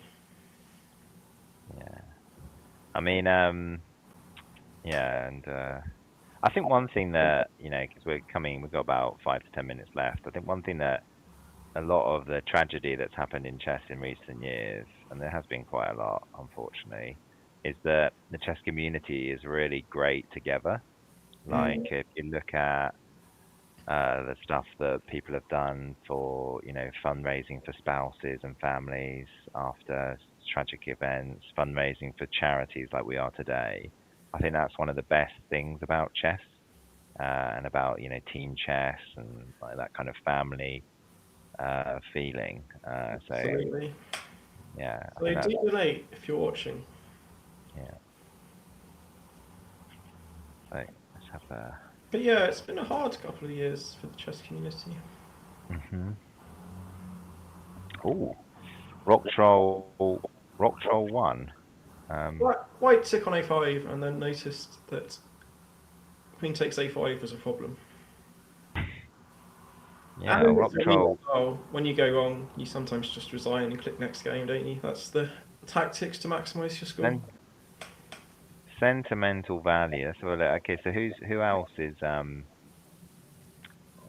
have a little look. Shame we haven't played Harry, because Harry is a very, very good blitz player, and it looks like he's going to win this tournament. But somehow we haven't quite managed to catch his games. Well, no, we've not had any Harry games. We've got. This looks like quite a good game. Night Slasher. Let's have a look at who's Night Slasher. Okay, I'm gonna. Yeah. No, Abby, like Harry, one of those kids who you see around and who I don't play blitz against because they'll beat me. Yeah. Okay. Let's have a little look. He's. I mean, he should convert here, but quite difficult to convert if. From a chess point of view, you win these about half the time. Queen, rook, one extra pawn on the other side of the board. Of course, in blitz, when you have 400 rating points, you convert more than half the time. Yeah. But these are very hard to understand. And again, I point people in the direction of Hawkins' book. If you want to actually learn, I am a pawn up. I have an extra pawn on the queen side, I have 3 against 3 on the king side, what do I actually do, how do I play, what's going on? He talks about particularly rook and 3 versus rook and 4 very well. Here we have queens, and both kings are just a tiny bit shaky. Yeah. Having a little look. Yeah, it's quite a difficult one though. It's quite nice. I like this idea for white though, because you almost. Oh. Black should take and move the king. And I don't like that move. I wouldn't. Not a fan of rook h6. I'm afraid. Can't. Yeah, that's a difficult one. But queen ending was hard to evaluate, but sometimes you just have to go by comparison. Okay, my rook on h6 will be worse than the rook on e5, so I'll trade rooks and pray. f6. Okay. Yeah. I think I'll just desperately try and get my rook back out. Yeah, there we go. He's trying to do that, but it's okay again. Queen e2 throws rook e7. Oh, he loves that h6 square a bit too much, I think. I think Harry's playing very well. Oh. Now, No. This should be over soon now. Black is finding moves to not lose immediately, which is impressive. After things went a bit wrong. Yeah. It's Oh, well, Cowblow. yeah, it's quite a good. But check Black, this. Black is spending time to not lose, and Avi is building up some clock as well as the extra pawn. Yeah, I think this is all over for Black now. He's going to come in here. He's going to maybe try and hide again somewhere like here. Yeah, you go queen b4 and you pray that somehow your king gets to hide for one move, and that's all he needs. But He might be near resigning. Let's have a look at all the standings. Just wait for this game to finish up, and then we'll round up some standings and then finish up, I think. Let's have a look. Oh, it should be mate. It's mate in 2. There we go. Come on. Yeah, very nice. Good and really well done, Ari. Right, let's have a little look. We have Harry's getting chased down. You know, I know he's probably going to come back, but I've got to admit, Rock Troll, one of our own, a shark from the other side of the world, one of 2 sharks in Vietnam, because obviously we've got Bao Nagia as well out in Vietnam. I mean, he's the coach of England's greatest hope, so it'd be good to see him win a tournament. He's the coach of quite a lot of it. I think he's the,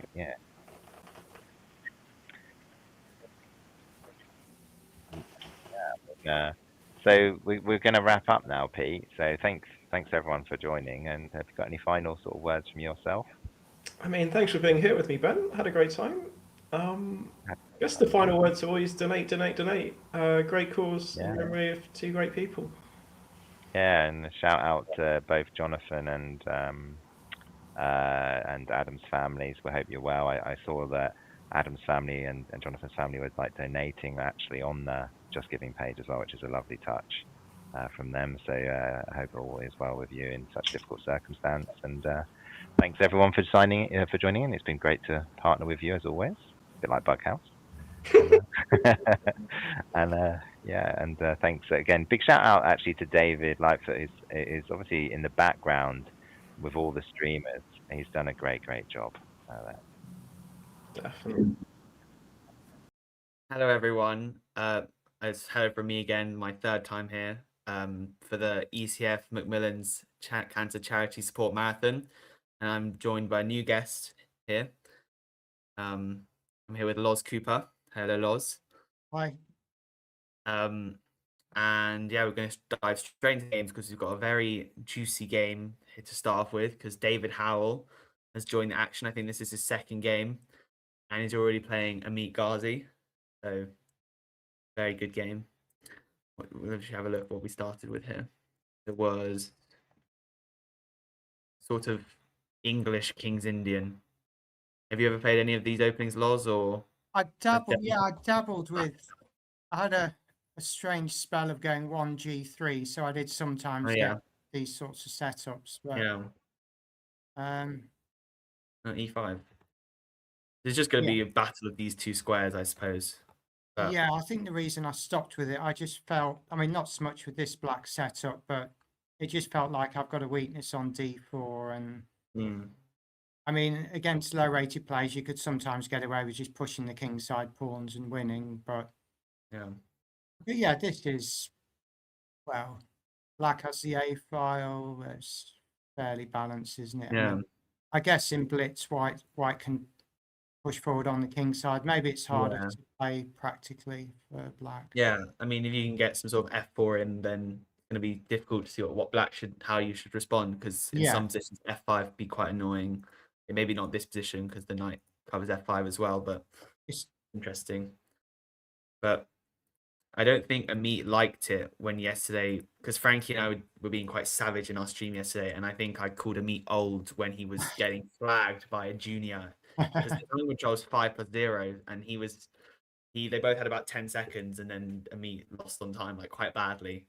I don't think he liked that, so hopefully we're going to see some good speed from Meat today. One thing I will never do is call a Meat old. So this is a big pairing, isn't it? You know, David and I mean, 2 of the strongest players. How high up is Amit actually been playing a lot of the tournament? I don't know. Okay, 17th, 45 games, not bad at all. Yeah. But I mean, Torpedo Knight's played 102 games. Like, I know that he was playing a tournament in Cyprus at the moment, and he had a game this morning, which I think he won very quickly, so he could Wow. quickly come back to the marathon. That's And the I think important stuff. he's got a flight this afternoon, so I don't know what's going to happen with that because I mean, sometimes you can get like Wi-Fi on a plane, but it's not very reliable. He might end up disconnecting from quite a few of his games, but he's got quite a big lead, I think. Well, okay, about 40 points or so. I don't know who. I felt this person was playing yesterday. Oh, Tristan Cox. Yeah, and maybe all these people are going to play a lot. We saw a lot of rock troll in the last hour, didn't we, from Ben and Peter? But yeah, he's a shark. So yeah. I know David is a very difficult opponent for Amy. I'm not quite sure what the score is, but I mean, obviously David's a class player, but yeah, I think Amy sort of mentioned him as just someone he just finds it very hard to play against. I think they played in the British a couple of years ago. I think it was the one in Hull. I think they played, and I think it was these colours, and David won. But I think that was one of the only British tournaments that David's played in recently. But yeah, from what he said, it feels like it's more one-sided than it should be, you know, because I'm sure David would really respect Amit, but yeah, it's well, we'll see. I mean, obviously this is Blitz and anything can happen, but David being ahead on time is probably quite a good thing from his perspective. Yeah, it feels like maybe G4 is going to come suddenly. There's going to be some issues for Black, but have you been tempted to play the British at all? Oh, what happened here? Oh, he just lost the pawn. I didn't even I think it was just a slight panic. No, I mean, it's a bit difficult for me to play.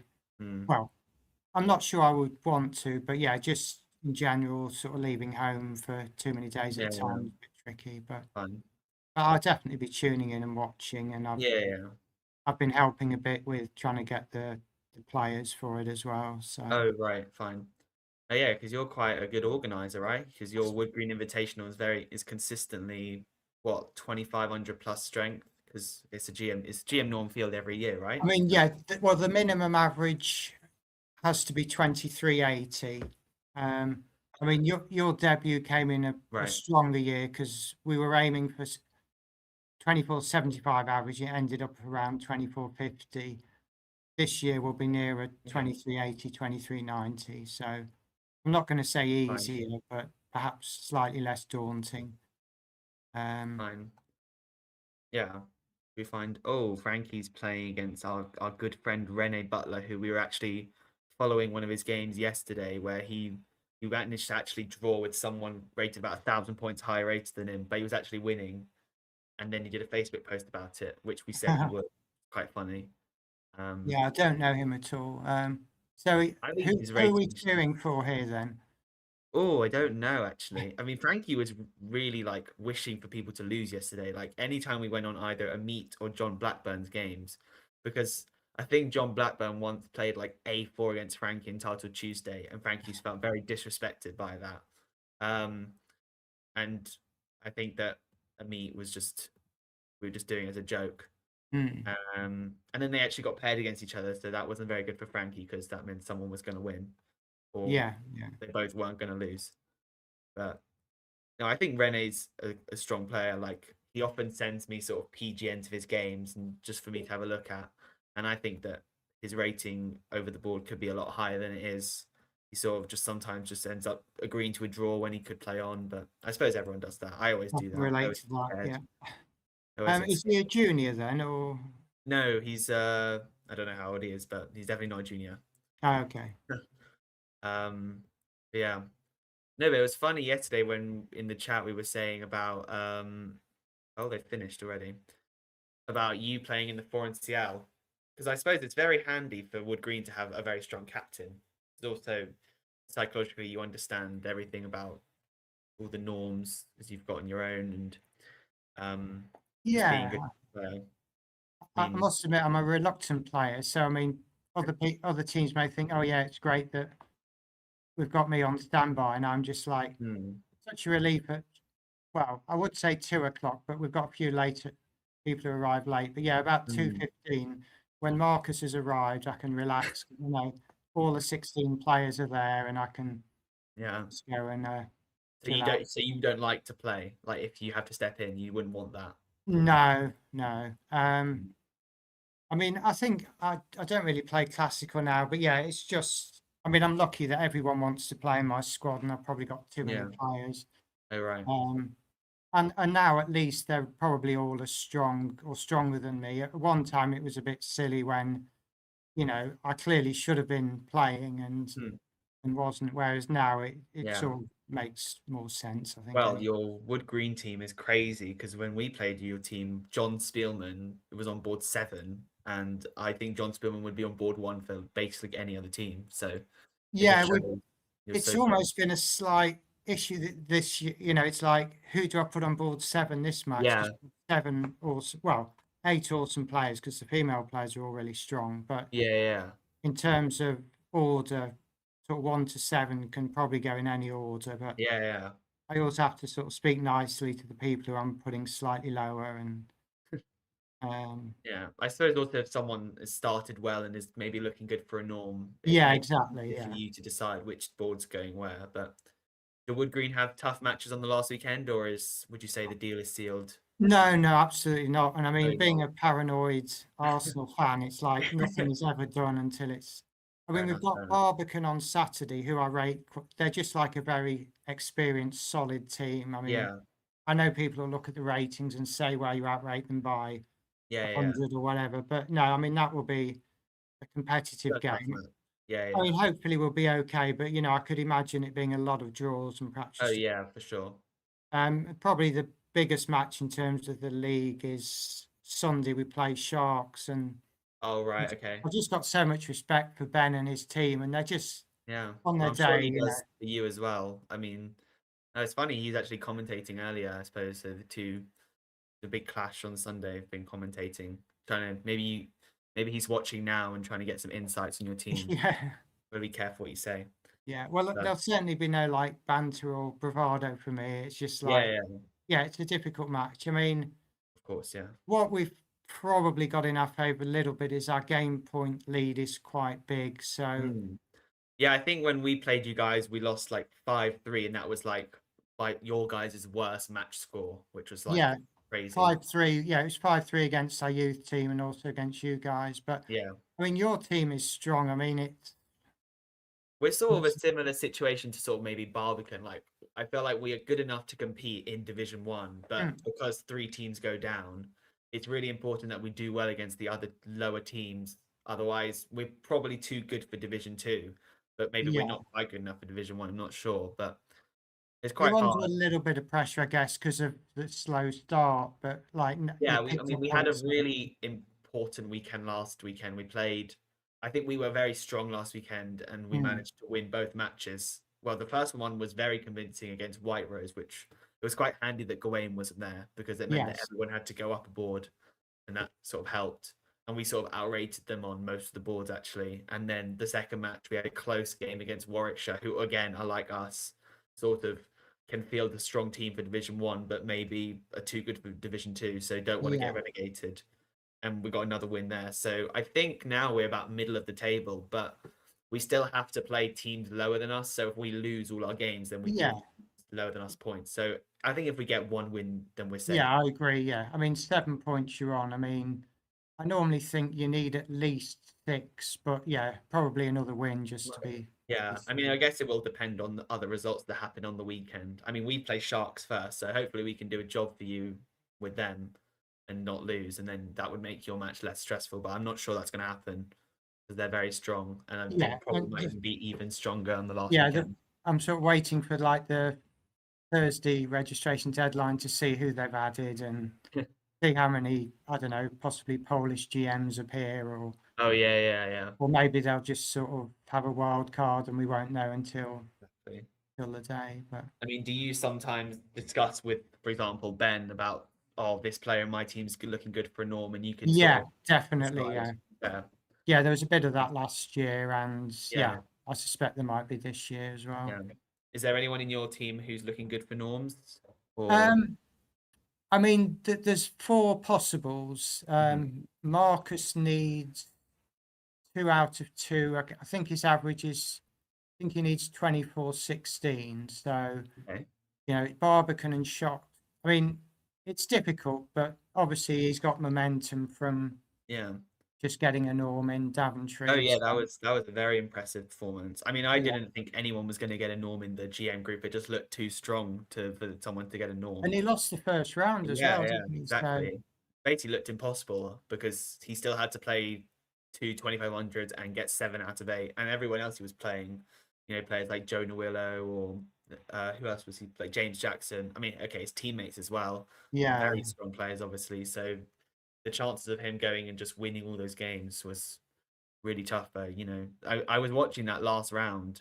No, not the last round, the penultimate round where he played Hmm. against the Norwegian GM, and I knew because I've played Marcus a few times, and I know that he's a real fighter, and he doesn't want to. If it's like a drawn end game, he'll play it out till the yeah, very yeah. test. And obviously, in that situation, he's definitely going to do that because he needs to try and win. I really didn't expect him to win it though, so it was very impressive when he did, and it was fully deserved, that norm. Yeah, Yeah. I was watching the game and I thought, well, okay, from being worse, Marcus is like out of trouble and he's okay now, and he'll probably keep going for a bit. And then I think I just flicked around a few other screens and I looked back and it was already 0-1. I thought, wow. Yeah. And then that obviously gives him, yeah, because I think he got 3.5 out of his last 4. He beat Urquidal and Gasanov, both with black. Yeah. And he was pressing against Peter Roberson and Oh then yeah. beat Jack. Yeah, so it's just very impressive. Yeah, I mean, playing Jack in the last round was sort of a good and bad pairing because it depends what Jack was going to show up. Like, he could have the Jack who sort of destroyed the 2500 earlier in the tournament, or he could just play Jack who maybe just like made a rush move in the opening and blunder, and then that's it. But I think the only, because I can't really give advice to people that strong, but the two things I said was make sure you're on time. You know, against Jack, that is just so important.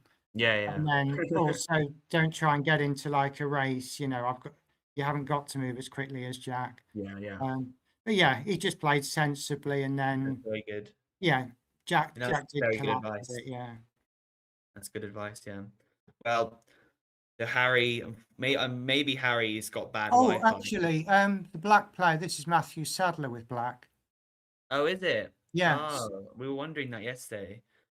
Yeah, I think Harry is might be on an airplane right now, so I'm not sure because I mean it's about here. He had about 10 seconds and he flagged on this position. So I Okay. mean he's a good bullet player, so maybe okay, it would have been a draw anyways, but I don't know how much has Matthew been playing a lot in the tournament. I felt like I saw his name yesterday, but I'm not sure.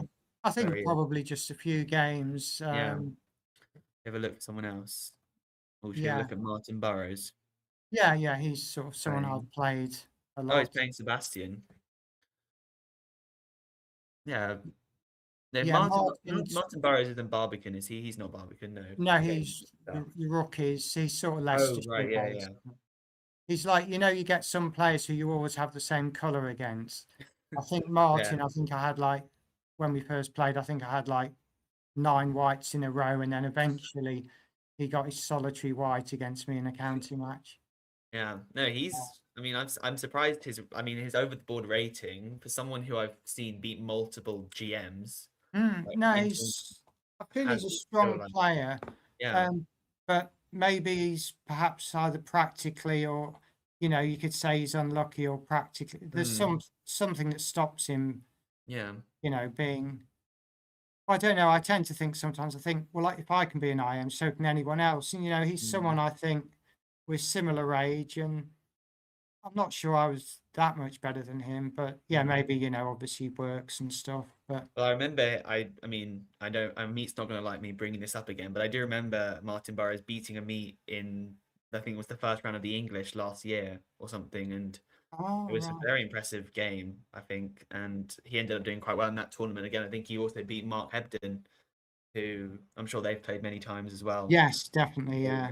You know, for someone who's getting results like that, you would expect him to be very high, very strong. I mean, he is very strong, I think. I don't know. I haven't actually played him myself. Considering the amount of tournaments that we've both been at, I still haven't played him, but maybe I will soon. Yeah, we've had a lot of draws, and I've had a few wins. But yeah. It's nice to see so many people playing because, of course, this is for a very good cause. I think I checked yesterday. I think the QR code is in the top center of the screen. You can make a small donation. be greatly appreciated because this is for a very good cause. But maybe Martin's going to get flagged here because he's playing against Junior, so he's probably going to be very quick. Yeah. Um, So so- Sebastian, who is this then? Sebastian Mockberg Garcia. Okay. Yeah. I think his rating is about like 2,000 FIDE, or he's definitely been 2,000 FIDE. I'm not sure what he is now. Oh no, I think Martin's given up here on the Yeah. top line. Oh well. Yeah, we couldn't really That's give the too thing much. about this time control, because normally I think Yeah. 3+2. So Yeah, let's three, have a look at someone three, else. 3+2, I feel I'm okay with, but going back a few years, but during COVID, when I had my 50th birthday, originally I had like over the board plans, but then because of COVID, I just ended up organizing like various online tournaments. So we started with like a 5-0. And I thought, oh, this will be fun. I'm like getting to play against quite a few of the kids I used to coach, and they were all just flagging me. I mean, it was, I thought, I was like jokingly thinking to myself, oh, come on, it's my birthday. At least don't all flag me. But yeah, it was quite Yeah. funny. You've got but one yeah, of so your I then members of the organised the team. 3-0, and I thought, I'm not even going to play in this one because if they flag me at 5-0, Yeah. no chance. But then I sort of restored a little bit of pride because we had a 1-0 and then a 3-2. And in the 1-0, I somehow, Matthew Saddle blundered into a mate against me. So I thought, Oh. okay, I've restored some semblance of pride for That's the good. day. You know, I've been flagged multiple times by, I think, Shreyas, Ahmadin Balaji, Ahmadin's older brother, who I'd also coached on a junior trip years ago. And then in the 3-2, don't ask me how, somehow I beat Peter Svidler in the first round. Oh my gosh. Um, Wow. and I've never been so lost for words. I mean, the thing was, though, because it was really nice of him to play, and he actually said before the tournament, oh, I've not been feeling too well. I've just got some problems with my back, so I can't actually use a laptop. So he was playing on his phone. So I sort of wanted to tell the world about it, and I thought, no, this guy is an incredibly nice guy. He's given up his time for free. So I just had to like tell a few people and then go on with the tournament. Well, whoever's watching now, they now know. And then he There's lost to even Mark. if he's on his phone, he's still going to be a strong, Oh, 20 absolutely, yeah. player. Still, you can still brag about it, I think. I was actually Oh, I quite wouldn't even call it relieved when bragging. I was actually quite relieved when I checked the game that it wasn't a very good, you know, it wasn't a very accurate game, because I thought if I played a brilliancy, people are going to be suspicious. But I was quite, Yeah. I was quite relieved that, yeah, Well, you know, it was just like a little bit of a gone a comedy bit wrong. errors, I think we and I needed to sort do of this. cheapoed him. But I think it looks like Wood Green are going to get a win on this board. So do you end up at 4NCL, do you watch all the games like quite nervously, or do you sort of trust your players that no, even if the evaluation says something, they'll still pull through? I'm always nervous just because that's me. I mean, quite often when we're playing low-rated teams, after the first couple of hours, I don't like the positions, but then gradually the high-rated players tend to the time take scramble over. should favor your team because you're just stronger players, right? Yeah, or just perhaps the critical moments. Yeah, they just handle it better.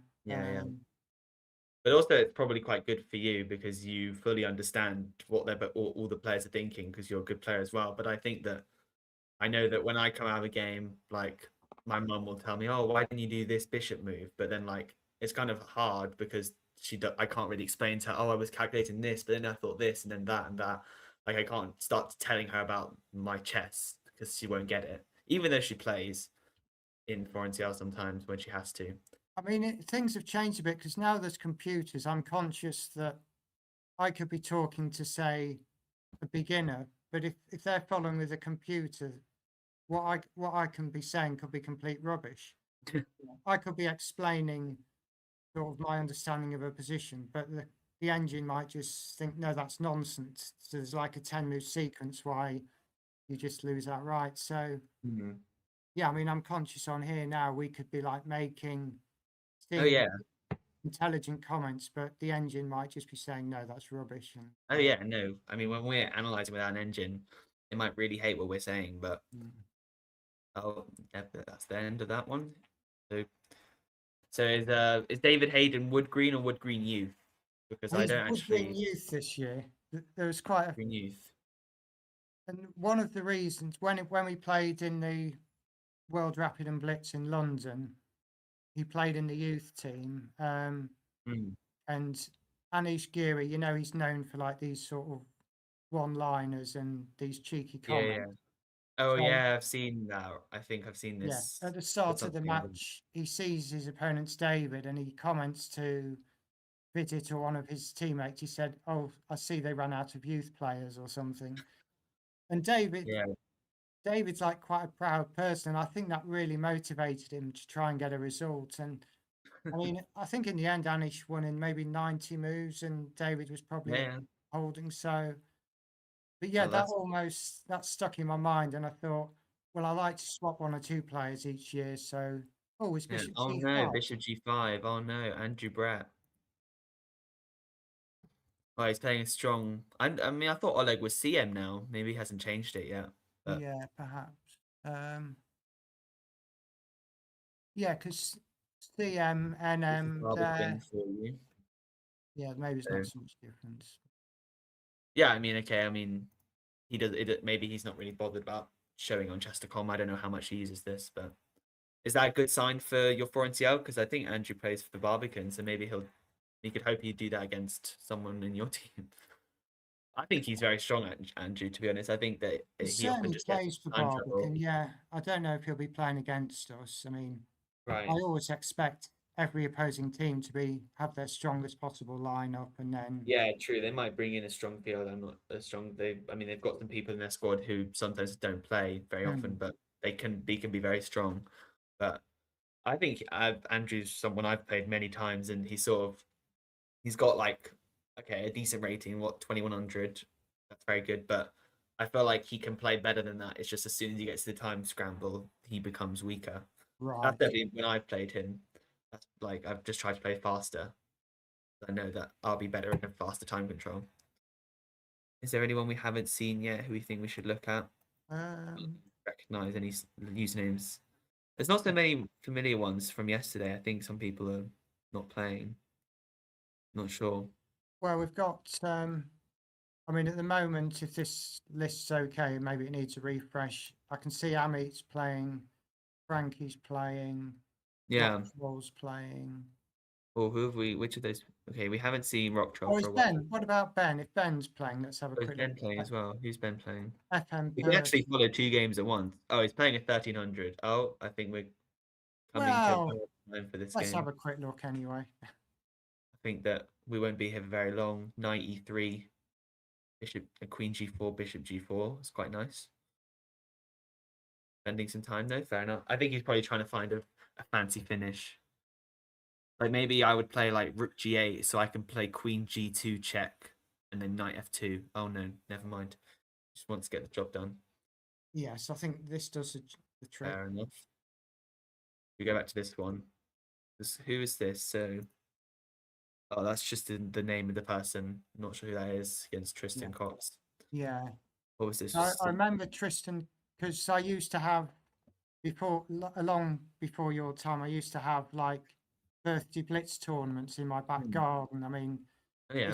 it started off as just a one-off for my 21st, and then it just ended up becoming an annual thing, and like now it's more or less stopped. But yeah, I remember Tristan Cox played in one in I think 2000.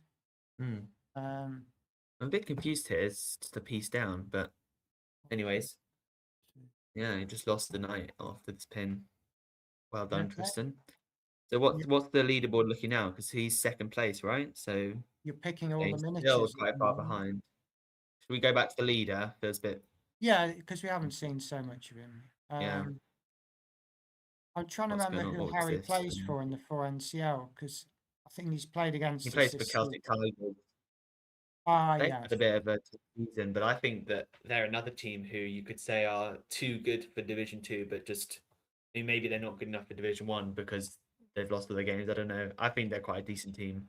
Yeah, but they used to have like at least one or two big players, didn't they? Just to Yeah. boost them at the top. I mean, Urkadal has played. There was is it a Latvian IM? Yeah. I remember when we were playing them, I saw that name. I mean, they've got a new name that I played this guy this season. He's Polish. I think he's FM now, but I kind of got destroyed in the second half of that game. So Yes, I know the one you mean. And they used to have Callum Kilpatrick and Johnny Payne and yeah, and Malcolm as well. But then, okay, I think Kingston became stronger, so then Malcolm left them just to get for better games, which is fair enough, I suppose. 96. Oh yes, it's So I think we can leave Harry to convert this one. Maybe look for another game. Is yeah. So with Harry playing again, it's looking a bit tough for everyone else. I was thinking it might be competitive if he didn't sort of come back until the last hour, but yeah. Have a look at this one. There's two quite evenly rated people. Oh, we're at the start, so you get a nice game. I feel like normally I'm drawn to like the red squares when people have titles, but actually you've still got strong people playing here. Who's this? Say who it is? No. Doesn't say. I'm assuming that person's called Peter Chaplin. yeah, I'm just gonna have a quick look through the games again, see if there's any names that Yeah, let me know. Because this is a very odd opening, but interesting, I suppose. I don't think David Howell's playing anymore. He just came for a couple games, but I mean that's still nice of him. So. Yeah, very nice. I mean, the good thing with these marathons is that you can kind of just come and play a few games whenever you want. You don't have to like play the whole thing or play none of it, which I suppose helps some people. Yeah, thinking back to because I sort of have organised some of these birthday blitzes, and then even when my mum and dad turned 90, I even like had a 90-minute, 90-second online tournament, and I noticed in one of those just afterwards, I noticed, oh wow, Gawain played a couple of games, and you know, and there's obviously nothing to really, you know, he's just really nice guy and just very lovely, so to speak. No, yeah, I've only played him once, but he was very nice afterwards. He was chatting with me about the game, and we played in the UK Blitz, and it was, I mean, okay, I saw the pairings going into the tournament, and I realized I'm playing Gawain in the last round, but I expected to be playing him, and he'll have to like beat me to win the whole thing. But it was the other way around. I had to beat him, or I had to not lose to him to win it. Oh because he lost 2 games in the middle to 2 IMs that put him out the runnings, and I was, I think, half a point ahead of Danny Gormally going into the last round, so I needed to just get a result. Well, no, actually, I would have needed a win because I had already lost to Danny in the tournament. But okay, having to beat Gawain with black is much easier said than done, and I got kind of destroyed. But he still was willing to like chat to me about the game after. He's a amazing. really nice guy. Was that when you played in a couple of other qualifiers, and it was? Yeah, I was quite. I mean, okay, I wasn't unlucky, but I went to one qualifier in Southampton, and I played against Super Tip because we were sort of the 2 favourites after the first, because they have 5 rounds and a break, 5 rounds and a break, 5 rounds. So after the first 5 rounds, I think we both had full points, or maybe we dropped half a point, and then we played, and I managed to win. So it looked like really good for me. I was just a point ahead, and then I dropped a half point against Jude, which I really should have lost that game. And then I got paired against someone called Tony Williams, and they were unrated, and I didn't know who they were. And then I get home after I lost that game, got home, didn't qualify, and then I saw my mum sent me a screenshot on Facebook of Simon Williams saying my brother managed to get a win on board 1 with the classical Dutch, and actually it was Simon Williams' brother, and I had absolutely no idea because, I mean, they sort of look alike when they stand next to each other, but he doesn't have a ginger ponytail, so he's not as recognizable, I would say. Simon's hair is very cool. And so, yeah, I didn't know it was him. And I think I sort of relaxed in that game. I thought I'd started well and just really blundered. Yeah, there's always a danger of that, isn't there? And yeah, I mean, it said 22. But and then I ended up playing qualifier the next day and having a much better tournament. But I mean, those qualifiers are like really tough. I mean, you sort of a 15 rounds, so even if you start well, that doesn't really. You've just 1 or 2 losses, and suddenly the field opens up. But yeah, I was quite lucky in that one because the two people who were also doing well were Balaji, who had already qualified, and Supratit, who had already qualified. So they were Yeah. sort of eliminating my opposition, Yeah. which is quite useful, even after Yeah. they beat me. So it was Yeah. teamwork then, they were helping you along the way. Yeah, exactly. And then I managed to actually beat both of them in the final, so it all worked out for me in the end. But yeah, I'm some of trying to those remember games how you were did. very bad. I remember I lost to you in one of the ones in Birmingham. I was trying to remember how you did in that. Well, our game was quite bad, I think, from both of us. I think we both were missing stuff at the end because we didn't have much time. But Well, that actually, final, I'll be honest with that game. I mean, early on, I thought I was doing well, and then when we got down to the having to move quickly, yeah. I was just so impressed by how your instant moves were like so good, and like mine were just like fumbly panicking. Oh, I don't know. I felt like I remember you playing my least favorite opening, so Yeah. I was really annoyed at the start of the game, which is probably why he got a good position. I think I've got a terrible record with that opening, so Okay. I'm always cautious when I'm preparing. If I see that someone could do that, I often just don't play that opening because I'm like, I don't want to allow that. I will just lose. Yeah, 20 moves in, I was objectively, I don't know how big the advantage is, but Must it's have been very good, especially yeah. in blitz. But Oh, yeah, yeah. when we got down to like the end, the only time I felt so sort of out of my depth, because you were just like moving instantly. It just reminded me of the one time I played David Howell, I think actually in that same event. And it was like he Really? was just moving instantly, no effort. And I'm just like floundering helplessly. But Well, I'm very glad that I'm being compared to David Howell right yeah, now. It's a very big and compliment. Blitz, Thank you you. know, it's strange when you play him over the board, he's, Well, he you sort of know, often gets into time trouble, doesn't he? Like, isn't he sort yeah, of? But he's quite good in time trouble, I suppose. So it's fine for yeah, him to do that. yeah, because when he played the Birmingham Blitz qualifier, he got 15 out of 15, Oh my beat, gosh! beat me, Jonah Amit. I mean, Wow. I know people would say, well, he should do, but Yeah, but still, it's really it's, easy to slip up in and one it was game. just so effortless. When he Really. played me, I would just thought, this is just effortless, you know, he's just like Yeah, it's very moving impressive. instantly, and I just haven't got a chance. And Yeah, no, that's crazy. I don't think I've ever seen anyone get 15 out of 15 recently. Because even if no, like well, I feel like you often win some games you shouldn't win, and then normally you have at least one game which you could have won, but you don't win, and that's just like yeah, blitz. Wow, that's very impressive. But yeah, that year in the final, I think I did okay. I think I came about fifth, which was higher than I was seeded to come. mm, But I think I was quite annoyed in some of the games and then happy with some. I think a lot of them didn't necessarily go the way they should have. I think I was about -17 against Supratit and managed to blunder a rook. But then there were some other games where I was just totally lost and I managed to not lose. So it happens, I guess. But that tournament also feels so long. I think towards the end, like the build up to it, you're always really looking forward to it because like, wow, I've done all these qualifiers. Like I really wanted to get here. But then by the end, it's like, oh, that was so tiring. I don't like, and the same with the qualifier. I don't like the long gaps after 5 Ooh. and 10 rounds. Okay. I just feel like Blitz should be about momentum, but Would you rather if it was just 15 in a row?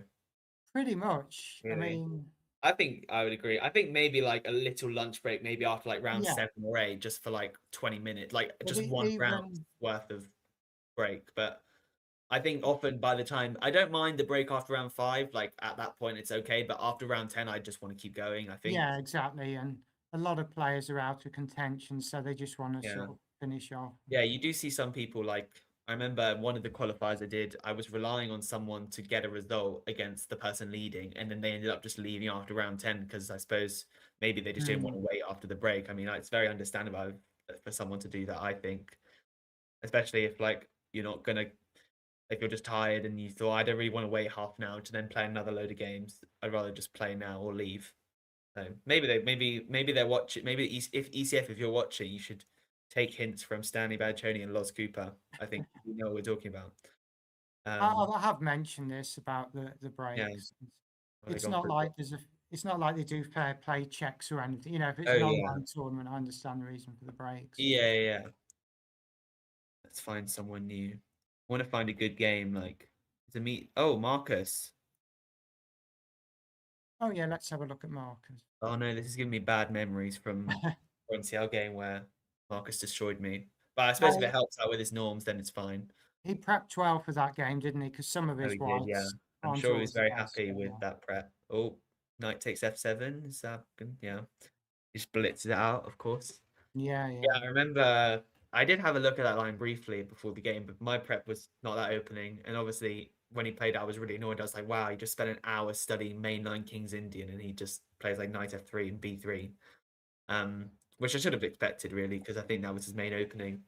And then it was really smart prep because it was sort of got me to a position where I don't know the move, but I can guess the move, and then my guess is going to be wrong because it's the most natural move is very bad, and then it was just okay. disastrous. But okay, it happens. I don't think that my foreign sale season at that point was going very well. Oh yeah, did you have a run of? Yeah, it wasn't great. Oh god, yeah. I think I lost 4 in a row at least, if not yeah, because the first weekend I had 2 draws, and then I had 2 draws, 2 losses, 2 losses. But then last weekend was good. I finally got a win, and then I should have won the second game, and then I should have lost the second game, and then it ended up being a draw. So yeah, because when you played our youth team, you drew with Sergey, didn't you, from memory? yeah, I think that was a bit lucky. As in, not let's say lucky, but I think I was just behind slightly the whole game, and then managed to get a draw at the end. Like he just offered a draw probably with a little time. Yeah. Yeah, that match was.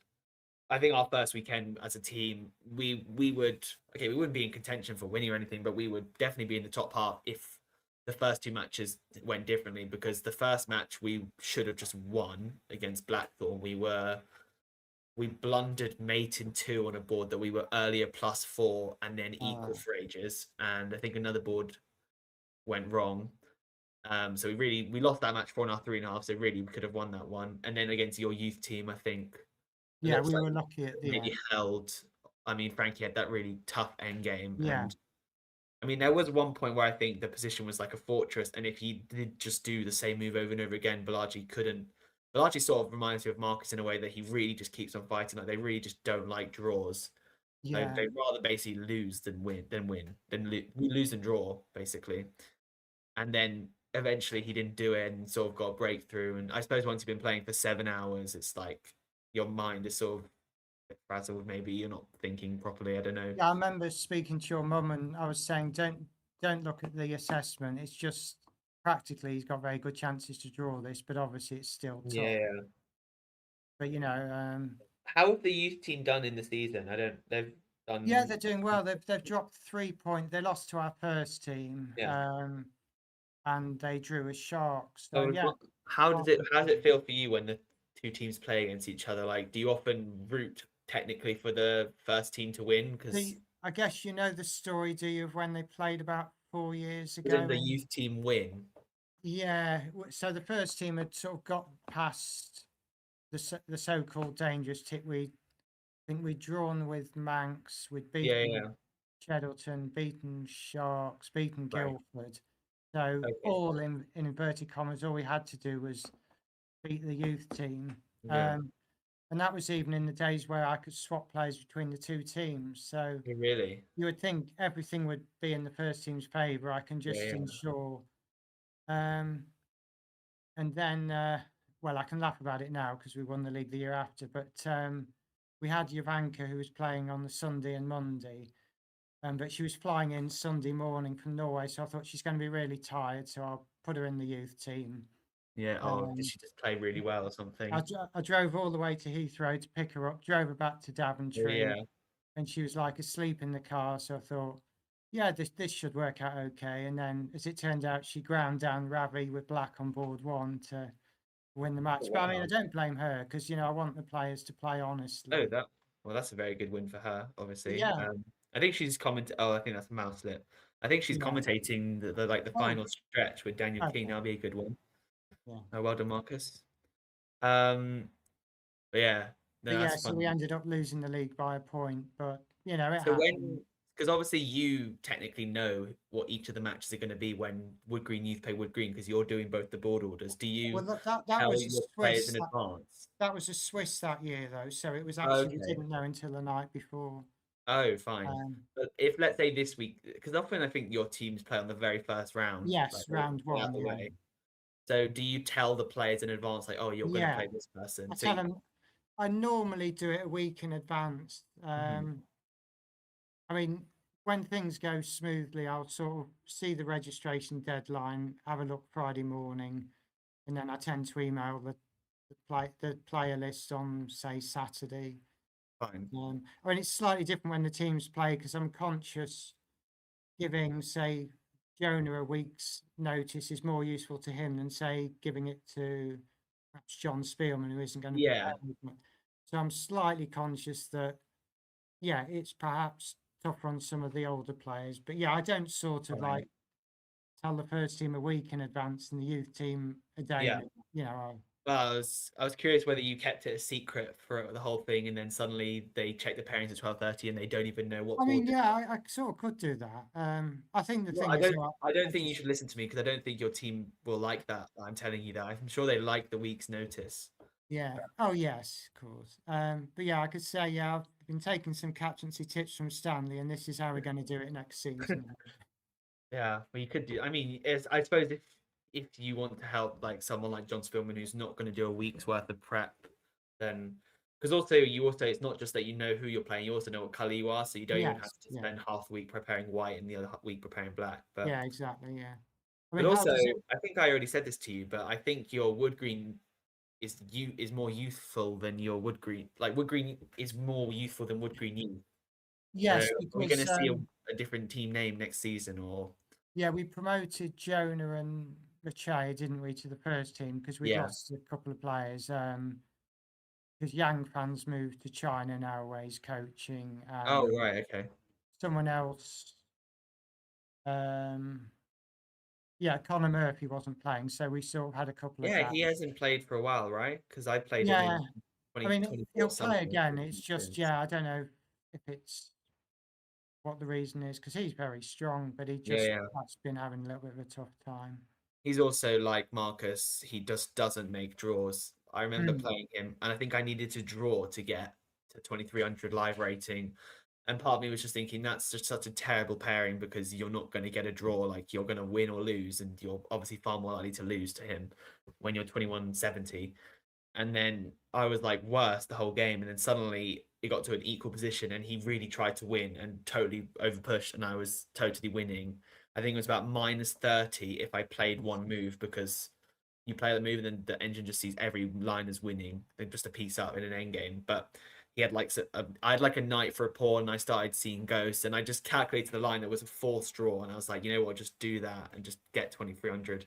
Don't even bother trying to win. But obviously, I wish I'd tried to win because I think at that point I didn't realize how hard it is to beat these 2400s. Like I sometimes thought that maybe they're humans, like maybe they'll blunder at some point, but they just don't. Like they just play perfectly the whole game. So Yeah, he's very strong. He had some amazing Olympiads. oh yeah, he made a GM norm surely in that tournament, right? Yeah. He beat Tabata and somebody else as well. Maybe Blue Bound, I think. Yeah, and before he joined us, he just seemed to win every time he played against us. He was always white, and I Was was a just tactical recruit, sort of eliminating someone who was likely to beat Wood Green? well, yeah. I mean, I think his team got relegated. I mean, that's quite often how we sort of Oh right, I see. gain players. Yeah. I mean, I don't like to think of myself as a vulture swarming around the relegated teams, Oh but no. but it's natural, isn't it? You know, if Oh, of course, yeah. some players are going to want to switch. I'm sure a lot of teams that are getting relegated this season are going to want to find a new team because Yeah, okay, I suppose the top boards of Division 2 are kind of similar to the lower boards of Division 1, but yeah. otherwise you're better off in Division 1 because it just maybe it's also part of being in Division 1. Just it's just nicer. All these knights, Frankie's knights are swarming.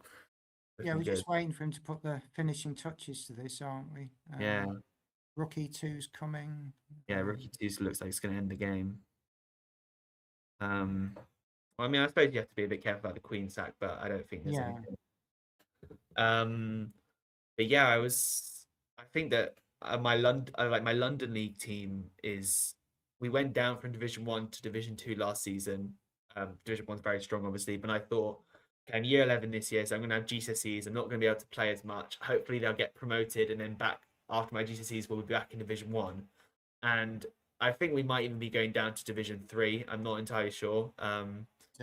It's just been because I haven't played any of the matches, and also we've been missing a lot of our other higher rated players. So yeah, that's not been great. I might end up having to do what we're just talking about, maybe try and find a new team. But I feel a bit bad leaving them because I really like them. But I do not want to play London League Division 3. Like I'll get like 1900s. That's just not worth it traveling all that way. Yeah, it's not best for your Done. chest, is it?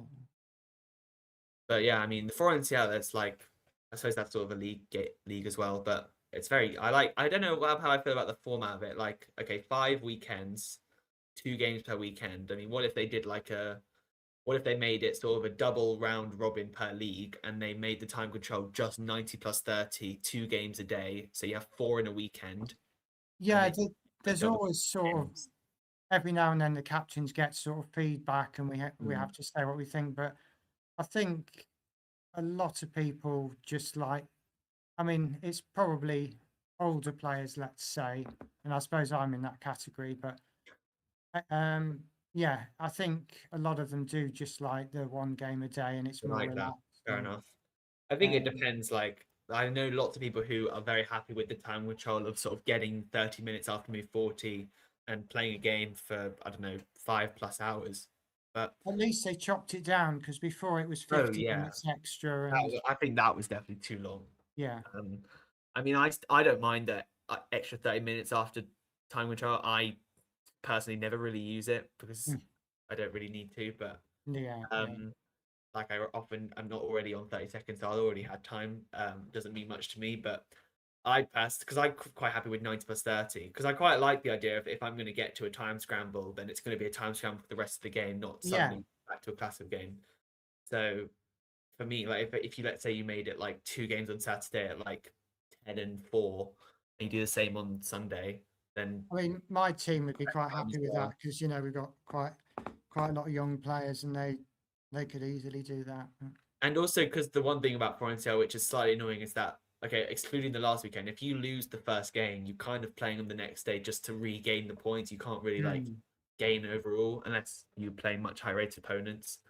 Like if I play 2 people the same as me and I lose the first day, I have to win the next day, otherwise I just end up losing points. And I suppose for some people, they're not going there for rating, they're just going there because they like chess. But I don't know. And also it would definitely help with norm chances, because you're playing a few too many games for a norm there. You're playing about like nearly 20 games or whatever, so it doesn't quite work. But or just make Okay. or if you should we find like one last game before our time slot We runs just out? have a quick look at the leader again, if he's playing, just to. Who's the leader? Harry. There we go. Yeah. He is playing. Whoa. Hang on. We're looking at this from Harry's point of view. He's playing lots of different openings, but this feels Oh, a little D5 is a bit. bit odd. Yeah. Okay. I just thought normally moves like Bishop F5 are played, but Yeah, I think taking on E5 first, and Bishop F5. But okay, it's the idea is well, you could play D5 because this is not even possible. There's a deck, so D5 probably would have been very good there. But okay, D5 now is fine. Ooh. So he ends up just with a rook against a bishop and a knight, but yeah, I mean, this square is like going to be really annoying in the future. yeah, this should be all over. Should be good for white. Sorry. Well, I don't know. Maybe there's. I mean, with the king so active, I mean, you never know. But also the e pawn. Like if I just play e6 here, then that's okay. Okay, don't go king e2 because there's knight f4 check. So who's he playing? He's playing the Smouldering Master, Gary Fisher. I'm not sure who that is. But I saw Matthew Wadsworth playing a couple games yesterday, maybe for a And his dad. His dad was playing as well. His dad playing as well. That's Yeah. nice. But I was thinking, shouldn't he be preparing for his game today? Or yeah, he had a just tough. He lost 3 in a row in the European. yeah. I mean, Fortunately, that tournament is so strong. Like the amount of like higher rated opponents. I Yeah, think one of John our- Willow was like well in the bottom half for the second round. That's already suggests a lot. yes, Spyotoslav from our youth team, he needs to win today for a GM norm. Oh yeah. But he's black against Alan Pisho, is it? He's about 25 Okay. age. I've played him once before, and I thought he was quite a beatable GM when I played him, because we played in a blitz game, but I was dominating in terms of trying to win.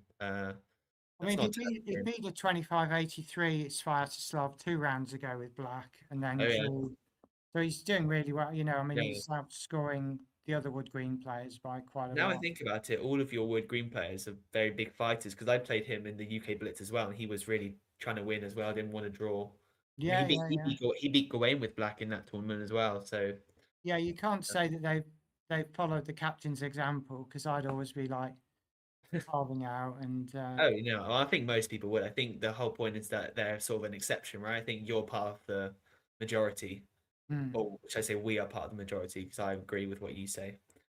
It Yeah, looks we've got a like bit of different an upset approach. here. We've got a 25. different approach to Manx, who would always like sort of draw 6 and win 2 games, whereas Yeah, we yeah, probably exactly. have sort of 6 decisive. No, And what's happening here? Oh no, how's this happened? uh, Well, I suppose you still got rook c7 at the end. It should still be winning. Yeah, check and now rook c7. Still win. Oh no, g7. Oh no, c1. c1. and the game goes. No, it doesn't go on, does Now it? it's going to be well, Oh, yeah. it should be a draw, but black might even win. Wow, what a turnaround. Okay. Maybe we should go a4, b4, a3 if we can. We You should never play know, but yeah, it should obviously be a draw. Maybe we'll see king g5 and then Harry will play rook g. Oh no, rook g2 check. Oh no. It's And going take wrong. on a2, and There's some sort of problems with rook c7. Some like some sort of draw or now the maybe white's not. not making any progress here. Now this is definitely going to be a win. a3, a2, b3. Yeah. And yeah, just run the king, Good can't save. you? That was a good save. I think there was just a 96 at some point there, which would have just forced resignation. But Yeah, I think so. Blitz gives you this sort of. Although b2 now is going to run into rook a2. Just king e5. Okay, that's going to be it. So let's just wrap up. So okay, so he's gonna he's on an 8-game winning streak. Yeah. Where Alex Golding won 51 games in a row. Wow, Wow. impressive. Yeah, when we joined this game, I thought, oh, it's a shame we're going to see the leader like losing, but he's like come good, and I think this is showing why he's the leader because he's yeah, winning. I mean, 100.5 out of 112 soon going to be higher. Very impressive score. yeah. So Rock Troll's still going, but the gap has widened between them two. Spoons, we didn't see much of this person, but I don't know who this is, but they're doing very well. No, I'm not sure. Andrew Brett's been going for. I think I played Andrew Brett early on yesterday, so he's playing the whole thing. Oh, we're still watching the Harry. I thought that was me starting. Yeah. So I think that we're about to finish now, but we've got Yeah. a break for the next hour, and I think commentary will restart again at 3 p.m. I think it's Tim Wall coming on with some club mates, and then the final stretch with Yabanka Huska and Daniel King. So lots to look forward to. Good luck to anyone who's going to continue playing for the next 3 hours. Final push. Hopefully you've got enough energy. And there is still the QR code in the center, top center of the screen to make a small donation. That'll be greatly appreciated. Hopefully you've enjoyed me and Loz's very interesting conversations. There hasn't been as much chess analysis here, but Yeah.